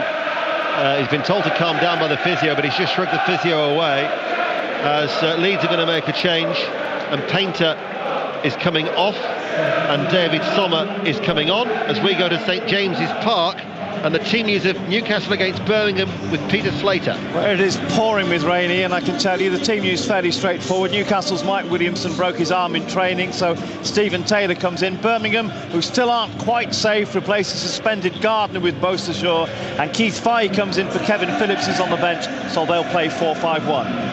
Thank you, Peter. Let's get the team news as well from Goodison Park. Everton against Manchester City. Ian Brown. And Manchester City chasing down that Champions League place make 3 changes. Vieira for Barry, Milner in for Johnson, and Dzeko starts instead of Balotelli, who's on the bench. There's no Tevez in the 18, despite some speculation that he could be involved. Everton 1 change. They have Heitinger in for Cahill, who's on the bench. Thanks, Ian. Queen's Park Rangers have just made a change. Peter Ramage, the former Newcastle player, has just come on to replace Clint Hill. He's out of contract at the end of the season. He is tipped to leave Loftus Road. He only returned against Watford late on last week after a knee injury had kept him out since September. So he's had a rather frustrating season despite Queen's Park Rangers' title success. As Routledge gets away from Paul Connolly. Routledge on this left-hand side. Crosses. Smith trying to keep the ball in play. Extends himself but doesn't achieve his object of keeping the ball in play, and it runs off his head and out for a Leeds throw. And throughout this, there's another message on the tannoy and also on the scoreboard, the electronic board away to our right, which is warning the supporters of Queen's Park Rangers to stay off the pitch so that the championship trophy can be presented, and of course Queen's Park Rangers players then can do a lap of honour. Whether they actually do that you would hope that they do, so they don't spoil it for others. Great. Yeah, I know, but just the emotion sometimes, and you do realise, as you know you do, that sometimes supporters don't tend to listen. No. And I don't see, I'm sure there are here, but I don't see many security around the perimeter of the field. You normally see them sitting, looking away from the game as they're supposed to do. I don't really see any, so whether they're all going to come out towards the end, which they may do, I don't know. This is Leeds forward, McCormack's shot. Strikes Ramage, comes back to Paul Connolly. So we've had the team news from Goodison Park and St James's Park in the Premier League. We can now get the team news from Villa Park with Pat Murphy. Wigan are missing Charles Nzogbia. Nzogbia is fit, rather. Sorry, Mohamed Diame. He is out and he's replaced by Moses. But the key team news from here is that the influential Nzogbia will play for Wigan. Thank you, Pat. And while we're at Villa Park, Leeds United have scored. Queen's Park Rangers 1, Leeds United 2. McCormack with the shot, but it took a wicked deflection. I think it may have been off Ramage, who was just running back facing his own goal, and looped the ball over Cherney. McCormack, who scored his first goal for the club last week, will now be looking to claim that. But a freakish goal. Queen's Park Rangers 1, Leeds 2. Yeah, well, he was allowed to pick the ball up, McCormack, about 10 yards outside the penalty box, pretty central, and no midfielders were near to him, and the two centre-halves backed off. And once he was allowed to get inside the penalty area to about 15-16 yards, he managed to make half a yard for himself. Then they started to grip round him, and that's why when he took the strike, which didn't look as if it was going in off its own accord, I'm absolutely sure it wasn't, but it took a massive deflection and went high into that right hand of Cherney's corner, and he could only watch it. And that, again out of nothing really, a bit like their equaliser, has given Leeds United the lead. In a game that's so flat, isn't it? It is very flat. Leeds United supporters, they haven't lost their sense of humour. They've just been singing "We Want 7" because they need such a goal swing, and also of Nottingham Forest to lose as Leeds come forward with Sommer, and Sommer's shot was then saved by Cherney low down at his right. But what they needed was Nottingham Forest to lose at Crystal Palace, but they're winning 1-0, so it's irrelevant anyway as far as the playoff picture is concerned. As Routledge comes forward, Routledge strong running here for Queen's Park Rangers, looking to get the ball back by Helgeson. The move breaks down as we will go to Upton Park. John Murray has the team news for West Ham against Blackburn. Well, most importantly for West Ham, there is no return yet for Scott Parker. But Cole and Bridge return to the team, as does Da Costa for the injured Upson. Tompkins and Keane dropped to the bench. Blackburn, they're without Phil Jones. He's out with a back injury. Salgado is also out injured. Benjani's on the bench. So Hoylett, Pedersen and Diouf all come in. And commentary with John from 3 o'clock of West Ham against Blackburn in the Premier League here on 5 Live. There's been a goal at Selhurst Park. Darren Fletcher. And it's a goal that surely now clinches Forest place in the top 6 and a playoff place in the Championship for the second successive year. Simple goal, crossed by Maloney from the right, flashing header by Marcus Tudgay. McGugan got one in the first half. Crystal Palace 0, Forest 2. And remember, Burnley is still leading Cardiff by a goal to 0. Swansea leading relegated Sheffield United 3-0, so Swansea are moving third. Reading still drawing 1-1 with Derby, as Middlesbrough now lead Sean O'Driscoll's side by 2-0. Doncaster Rovers trailing now. Middlesbrough 2, Doncaster 0. Leroy Lita, former Queen's Park Rangers player, has got that goal for Middlesbrough. Middlesbrough 2, Doncaster 0. 20 minutes remain. Yeah, they are finishing very strongly, aren't they? Tony Mowbray's side.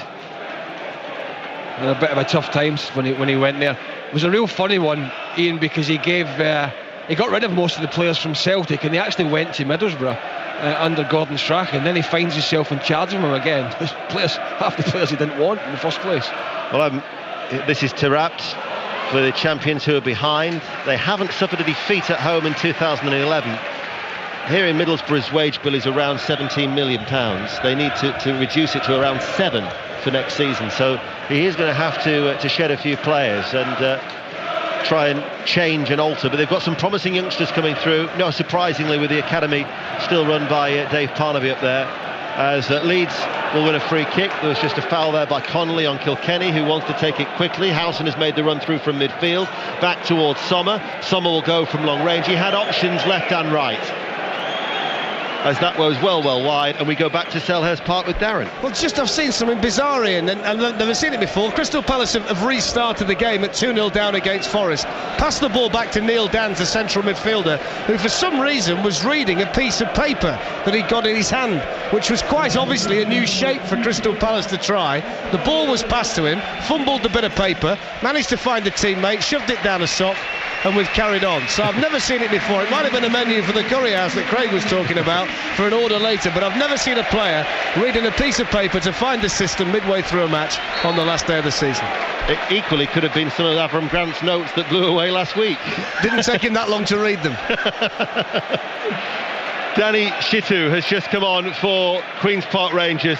Popular player, returned in January, just signed a 6-month deal from Millwall. He'll be out of contract in the summer, and Danny Shitu got a lovely reception as well from the Rangers supporters as he entered the field of play. Craig Burley.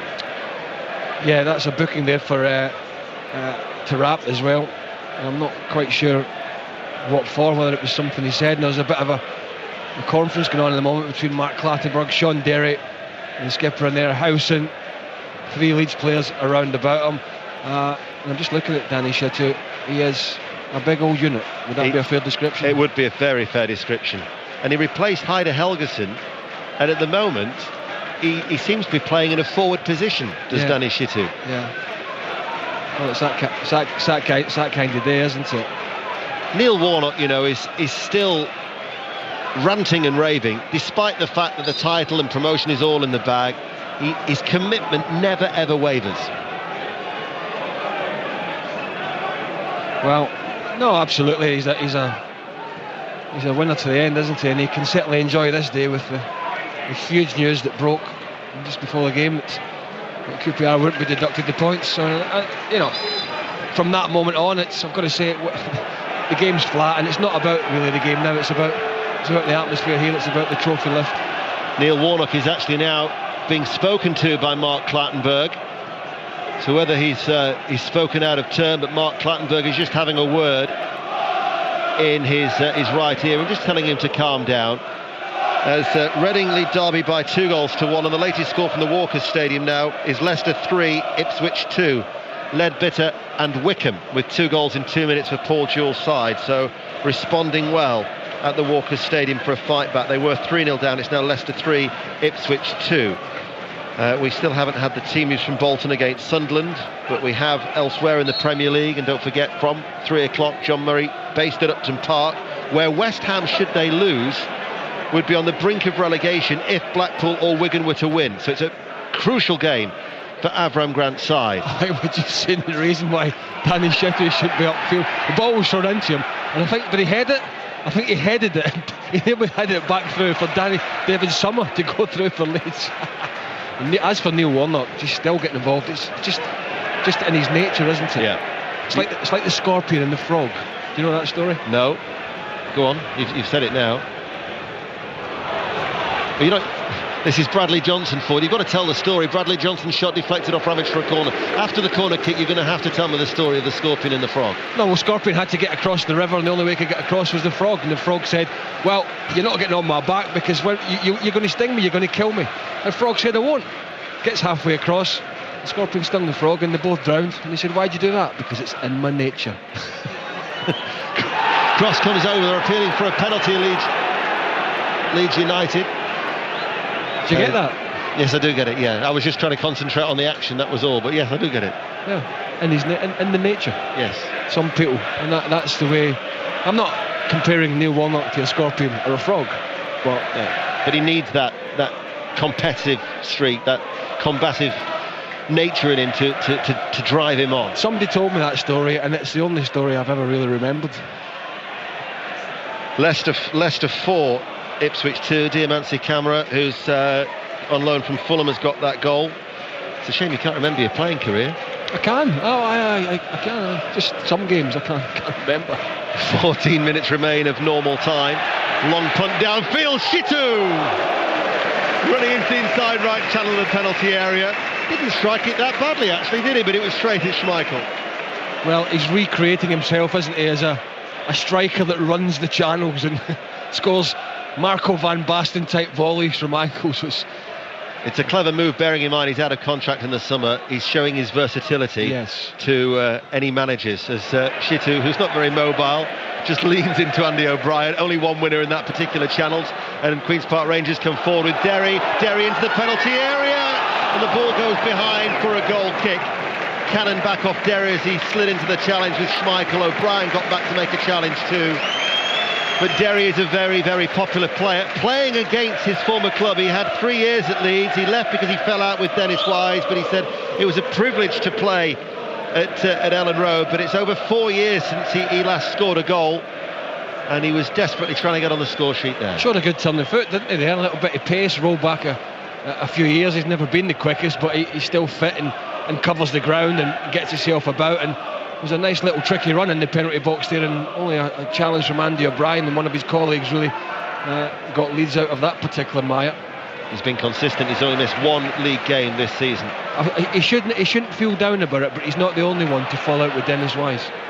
As the ball is forward from Tarapt, and this will be seen back by Lehigh over on that far side, and Schmeichel drills the ball away downfield. 12 minutes remaining of normal time. There is just more presence in that corner of police jackets and stewards, with luminous jackets of the stewards over on that far side. I'm sure we'll start to see them filtering around the stadium now, because to prevent any anticipated pitch invasion, because the championship trophy will be celebrated at the end of this game as Tarapt swings over the corner. But it's a very flat game in terms of the spectacle. Yeah. It's all about the occasion really for Queen's Park Rangers, certainly when the news came through ahead of kick-off that they would be facing no points deduction. I hope you're not going to start telling people that Scorpion and Frog story. No. Because I know you occasionally nick material. Patrick Kishnorbo is going to be coming on, and this is they've missed him badly. A snapped Achilles, which I've got a friend of mine who did that 2 years ago and was in great pain, and he's been out for 14 months as Patrick Kishnorbo leads his defensive formations. As a shot from Kilkenny strikes McCormack jumps in the air, Cherney comes off his line, and Gawkes takes no chances to put it out of play for a throw. But Patrick Kishnorbo is going to be coming on, his first appearance of the season, and getting a strong ovation from the travelling support from Leeds United for the Australian, who they have badly missed with that bad injury against Millwall last season. Is replacing Richard Naylor, and Kishnorbo is coming on, and this will, I'm sure, offer the incentive for Kishnorbo after a long way back from a nasty injury when you snap your Achilles. Yeah, I mean, it is one of the, apart from probably doing your cruciate. As the cross into the penalty area, and the referee blows his whistle for an infringement in the penalty box, and there's that chant again of "You'll never beat Kishnorbo." Yeah, maybe even worse than a cruciate at times, as someone news from Palace, Yes, there's been another goal at Selhurst Park. Darren Fletcher. Third goal for Nottingham Forest. Best of the game, David McGoldrick off the bench. He's just smashed one in from 25 yards, top corner. Speroni nowhere near it. Forest in cruise control into the playoffs. Crystal Palace 0, Forest 3. Thanks, Darren. Burnley still lead Cardiff by 1-0. Swansea leading Sheffield United 3-0. Just wonder about the future of Mickey Adams. Reading leading Derby by 2-1. And David Nugent has got an equaliser for Portsmouth at Glanford Park. Scunthorpe 1, Portsmouth 1. Of course, Scunthorpe, Preston and Sheffield United already relegated. But as well as the games in the Premier League and John Murray's at Upton Park, League 1 and League 2, of course, their regulation season finish. Brighton promoted. They'll be going up with Southampton will be joining them. This 17-goal advantage they have over Huddersfield Town, despite Huddersfield's very good run of form. That was more or less sealed with that 3-1 victory against Plymouth. At the bottom, though, Swindon Town and Plymouth relegated. Realistically, Bristol Rovers will take one of the remaining relegation spots. They'll be joined by one of Dagenham and Redbridge, Walsall and Notts County, who are separated by just 2 points going into this afternoon's fixtures. And the situation at the top of League 2, Chesterfield and Bury, of course, already promoted.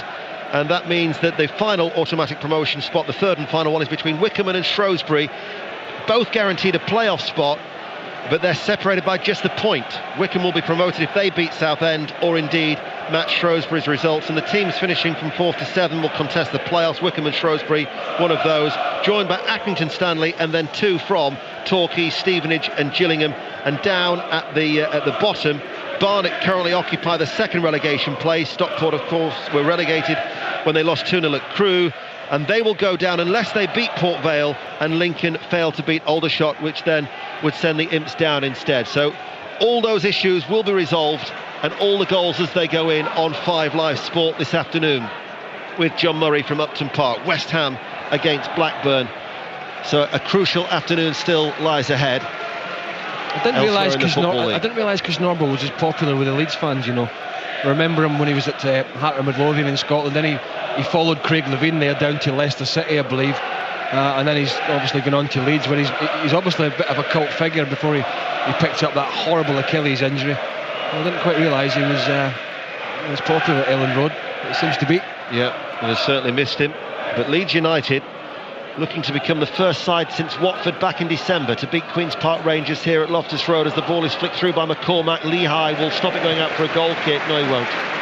It will be a goal kick, in fact, to Queen's Park Rangers. But it doesn't mean anything, does it? No. And that's the whole point of this, that it's nigh on impossible, no matter what Neil Warnock said to his players, to get in the mindset of these guys that are going to lift this championship trophy at the end of it, because they know they're there. They know they don't have to get a result. They know they're not going to go into the playoffs.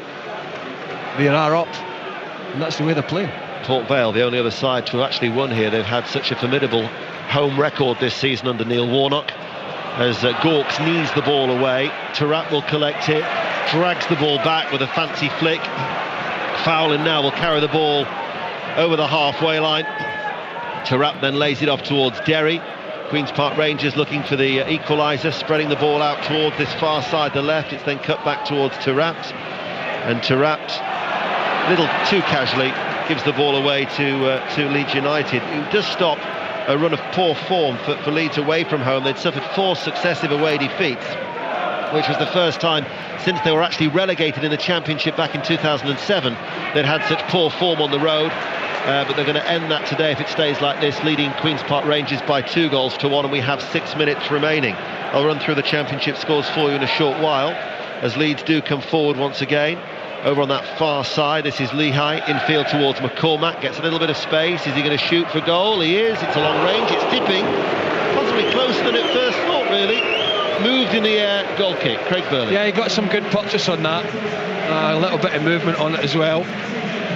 About 25 yards out there, and got it right on his lace. He's got a little bit of swerve on it, but it just drifted out past that left-hand post. Down at the Leeds end, where they've brought a good following up, and they've filled that away stand, haven't they, Leeds United, to cheer the team on. Just clipped the post, in fact, that shot from McCormack. Latest scores then in the Championship: Burnley 1, Cardiff 0, Swansea 3, Sheffield United 0, offside against Sommer. Palace 0, Nottingham Forest 3. They were reduced to 10 men, Crystal Palace, when Forest were leading 1-0. Norwich 2, Coventry 2, Barnsley lead Millwall 1-0. Bristol City leading Hull 3-0. Leicester 4, Ipswich 2, Middlesbrough 2, Doncaster 0. Preston have come from behind, they lead Watford 2-1. Reading 2, Derby 1, Scunthorpe 1, Portsmouth 1. And Sanchez Watt is coming on for Leeds United. He's replacing Gradle, and while this substitution takes place, we'll get an update from Conor McNamara at Turf Moor. And it's still Burnley 1, Cardiff 0 here in the closing stages. And, you know, just been thinking, we're expecting this statement at the end of the game from the Cardiff chief executive, Gethin Jenkins. However, I mean, even if Queen's Park Rangers had been deducted points, at the moment, Cardiff are set to finish 4th in the table. They wouldn't have benefited anyway. Even if Queen's Park Rangers had dropped below Cardiff, Swansea have moved ahead of Cardiff, and therefore there's no benefit. Even if an appeal goes in now and Queen's Park Rangers in the future were to be deducted points, Cardiff cannot move ahead of them as things stand, with them losing and Swansea winning. So I think there won't be any talk of legal challenge at the end of the game. We'll keep our ears across it though. For the moment, Burnley 1, Cardiff 0. Thank you, Conor. Just pleased that the whole episode, which has been complicated, has been sorted out before the playoffs, because it would have been farcical going into the playoffs, wouldn't it, with still the uncertainty as the line of stewards now in the orange luminous jackets make their way across in front of the stand over on the far side. Queen's Park Rangers, though, still trailing by 2-1, 4 minutes remaining of normal time, as Routledge curls this in, and it's straight in towards Schmeichel. There wasn't a Queen's Park Rangers player willing to make the run from that ball that was straight in towards Schmeichel. Swansea are going to go third, Cardiff will drop to 4, so they'll have a playoff date with Reading, it would seem, if it stays like that. Forest will play Swansea in the first playoff on Thursday. I mean, had there been a points deduction, Ian, you would imagine there would have had to have then been an appeal from Queen's Park Rangers. I mean, that's all hypothetical and all. They then, theoretically, they couldn't have had the playoffs, could they? Well, my understanding of that situation, and the FA wouldn't comment on it, but there had been word, as Sommer comes forward, that there was a possibility the playoffs could have been pushed back 5 or 6 days, which would have had there been a fast-track appeal. But Queen's Park Rangers, who have been adamant throughout that they've done nothing wrong, weren't prepared to accept that, and therefore it had to go the whole hog through the independent QC, and therefore the playoffs were back to the provisional dates of this Thursday and Friday. The ball is played in towards Tommy Smith. Good save by Schmeichel. Spread himself, made himself big. He was an identikit of his father there, wasn't he? The way he came out, that with the arms spread and the legs kind of spread wide. And actually, I remember back at Old Trafford them doing something similar when I was at my Chelsea days, and Luca Vialli actually put it through his legs. Glancing header by Gorks. It was a free header as well, as Routledge with a cross from the left-hand side. Schmeichel berates his players for allowing the Latvian to get that header as it flashed wide for a goal kick. That was one of the ways you could have beaten Schmeichel, Deno, was when he came out like that, was to hit it close to his body and low and through his legs. And I watched Kasper Schmeichel come out there, and it was almost a carbon copy of Peter Schmeichel from the late 90s or whenever it was, because I can't remember that either. As we wind up to the... do you think I should go and see somebody about this? Possibly, this yes, memory? I think you should. As we wind up towards the presentation of the Championship trophy here at Loftus Road, we have got commentary from West Ham Blackburn. As a former Chelsea player, and we've got commentary tomorrow of Man United Chelsea, what are your thoughts about that game tomorrow at Old Trafford? Well, I mean, obviously they've manoeuvred themselves back into a great position, or as good a position as could have been. I think 25 points in 27. And that with still trying to juggle the Fernando Torres issue. I personally don't think it's an issue. I cannot see him starting tomorrow. I think it's a bigger question, who starts on the right hand side if he plays a 3 and Drogba through the middle? Is it Anelka or Klou? I think that's a bigger decision than whether Torres plays. Game at 4:10 tomorrow afternoon. There's been another goal at Swansea. Nigel Adderley. And it's 4-0 to the home side against Sheffield United. A bittersweet goal for Leon Britton, the midfielder who spent 6 months at Bramall Lane before returning to Swansea in January. A low shot through the body of George Long. Swansea lead by 4-0, and they are heading to the playoffs in great form.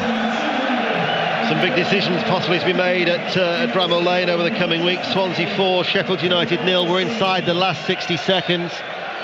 The attendance has just been read out over the tannoy, and again there is a further appeal for the supporters to stay off the pitch. There was some ugly scenes, I'm told, at Watford last week, which were a little unsavoury.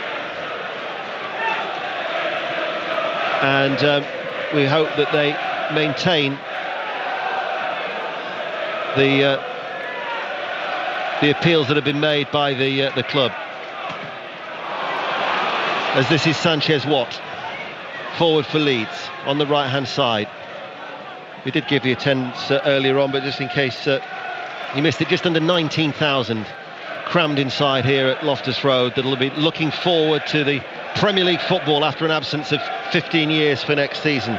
There's been a goal at Burnley, Conor McNamara. And it's been scored by Craig Bellamy for Cardiff City, so they are back on level terms. As things stand, though, they would remain behind Swansea on goal difference. It's Bellamy's goal, it's Burnley 1, Cardiff 1. Thank you, Conor. Swansea leading Sheffield United 4-0, Reading are leading Derby 2-1, Nottingham Forest 3 goals to the good at Selhurst Park against Crystal Palace in the playoff positions as Kilkenny ball forward, bounces into the arms of Cherney. And Preston going out on a high with their relegation. Preston 3, Watford 1. And Proctor has got that goal for Phil Brown's side as Danny Shitu tumbles after a challenge with Kishnorbo. Andy O'Brien will clear for Leeds United, and now there are stewards all the way around this perimeter of the pitch, crouching down by the advertising hoardings. There's a big police presence as well, isn't there? Yeah. Just looking over in the corner between Leeds fans and QPR fans, there certainly looks to be at least 40 or 50 that I can see waiting to come on. Let's hope that is just in case. Corner's taken short for Queen's Park Rangers. Turat, and this is Conley with the cross for Queen's Park Rangers, headed away by Howson. I think the Leeds United players will look to make a hasty retreat off the pitch. That was why they acknowledged their supporters ahead of the game, just in the likelihood of a pitch invasion. You think there's been some ugly incidents, hasn't there? I'm thinking of the Stevenage Newcastle game, wasn't there, where there was a fine coming on. Yeah, I was at that game. And there is the final whistle from Mark Clattenburg. Queen's Park Rangers, and the pitch invasion has happened already. The fans spilling onto the pitch, away to our right and to our left. They're unable to keep them off the pitch. Queen's Park Rangers beaten their first defeat in 2011, but it's irrelevant. The party has well and truly started here at Loftus Road. Queen's Park Rangers 1, Leeds United 2, but today is about celebration and a return rubber stamped ahead of the game with no points deduction. Mark Hugash. Well, there is some booing from those QPR fans who have heeded the warnings, the advance warnings, not to run onto the pitch, not to invade the pitch. I can see Danny Shittu is, although he could look after himself in most circumstances, when he's being mobbed by a few hundred people, he's just being led away by a couple of stewards, just making sure that he's not too molested as he gets off the pitch. Now the stewards just pushing the fans back so that the presentation can be made on this near side, the touchline. There's just a little horseshoe of stewards just pushing the fans back. There are probably 200-300 on the field or so, but most of the QPR fans at the moment are just staying in their seats. We'll come back and do the presentation in a moment. We're going to go to Swansea though in the meantime. They're the big winners today, it seems. Nigel Adderley. Yes, they've won by 4-0. The fans streaming onto the pitch here as well against relegated Sheffield United. 2 goals from Stephen Dobbie, a Scott Sinclair penalty after Shane Lowry was sent off a handball, and Leon Britton scoring in the final moments. If Cardiff don't manage an injury time goal at Burnley, Swansea will finish third in the table and they will play Forest in the playoffs. Well, let's hear about Cardiff then at Turf Moor from Conor McNamara. This game is still on. It's Burnley 1, Cardiff 1. We're in stoppage time. Craig Bellamy's late goal, meaning that Cardiff still with a chance, if they score again, to move ahead of Swansea to get into third place in the table and maybe open up the door for an appeal against the Queen's Park Rangers decision earlier on. But we've only got seconds to go here. Jave Rodriguez goal for Burnley, Bellamy for Cardiff in the second half. Burnley 1, Cardiff 1. Well, if there's going to be a problem here, it's because the QPR fans away to our right, a couple of hundred of them, are running up towards where the Leeds fans are up in the top tier. A couple of objects have come down from the Leeds fans. Now the police, actually, not the stewards, the police are moving in and just making sure that they are a line between themselves and the QPR fans. Ian Dennis. Let's just bring up Ian here. A white seat has just been thrown and objects are now being exchanged between the two sets of supporters. I've just seen a bottle with liquid coming out of it thrown from the pitch up into the top tier away on that right-hand side. The Leeds United fans are not going anywhere. Some of them are actually, well, there's one fan on the far side. It's like a mesh, which you can see a guy in a dark polo shirt trying to rip the mesh and almost try and stamp with his right foot to break the seat. Now the police need to get these supporters back, otherwise this has the potential to turn ugly. Well, this is what QPR were worried about. They didn't want a pitch invasion and therefore ruin their big day. And it's not so much that they've come onto the pitch as the fact that they've gone up to the end of the Leeds fans, and there is a potential of goading and provocation. There is now a line of probably a couple of hundred fluorescent jacketed policemen and women to our right, in between the QPR fans and the Leeds fans. And thankfully, for the moment, I think it's just calmed down a little bit. I would have thought about a third of the Leeds fans have actually left. There doesn't appear to be anything coming down at the moment. As Ian said, he spotted that seat coming down. We're going to keep an eye on that. There's another one just come down there. I can just see another one now lying behind the policeman. There's another PA announcement, please, to get off the pitch. And at the Mark, moment... Well, look, the police are standing right across the goal line. That only takes the QPR fans about 20 yards from the Leeds fans. Why don't they push them back towards the halfway line? Now they're now actually doing that. Effectively, what they're doing now is actually a sort of mini kettling, which you see at demonstrations. They're going to link arms, particularly on the far side. Well, actually, they're only doing it on the far side, and then the line breaks down halfway through the penalty area. Just a little bit on a knife edge here at the moment, but the police are now moving forward in a line, and the stewards actually in the semicircle, the horseshoe in front of us on the near touchline, are just extending that horseshoe as well.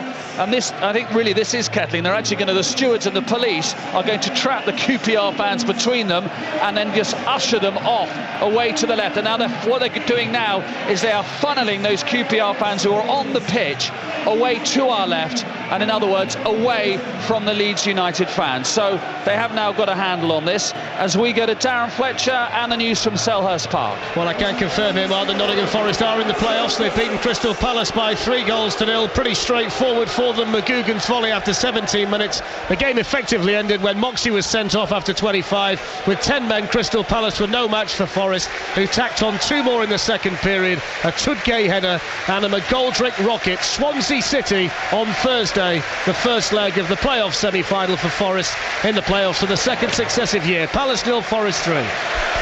And let's go to Conor McNamara, all over at Turf Moor now. All over. Burnley 1, Cardiff 1. So Cardiff failed to win their last 2 games of the season. That is what has denied them an automatic promotion spot. Not any decision from the FA. Even if QPR had been deducted points, Cardiff wouldn't have finished in the top 2 anyway. They were poor today. They'll have to pick themselves up for the playoffs. Burnley 1, Cardiff 1. And it's all over at Norwich, who will be in the Premier League along with QPR next season. Alistair Bruce ball at Carrow Road. Norwich 2, Coventry 2. The result totally academic, of course. Norwich promoted on Monday. Slightly more restrained scenes of celebration here. Paul Lambert has just addressed the Norwich fans, thanked them for their support, asked them to wait in their seats. The team has disappeared inside. They will come back out and receive a runners-up trophy and then do a lap of honour. I wonder then whether the fans might try and get on the pitch and celebrate with them. Final score, Norwich 2, Coventry 2. Norwich couldn't find a late winner, but next stop is Premier League after back-to-back promotions. Norwich 2, Coventry 2. Other results: Barnsley 1, Millwall 0, Bristol City 3, Hull 0, Leicester 4, Ipswich 2, Middlesbrough 3, Doncaster 0, Preston 3, Watford 1, Reading 2, Derby 0, and Scunthorpe 1, Portsmouth 1.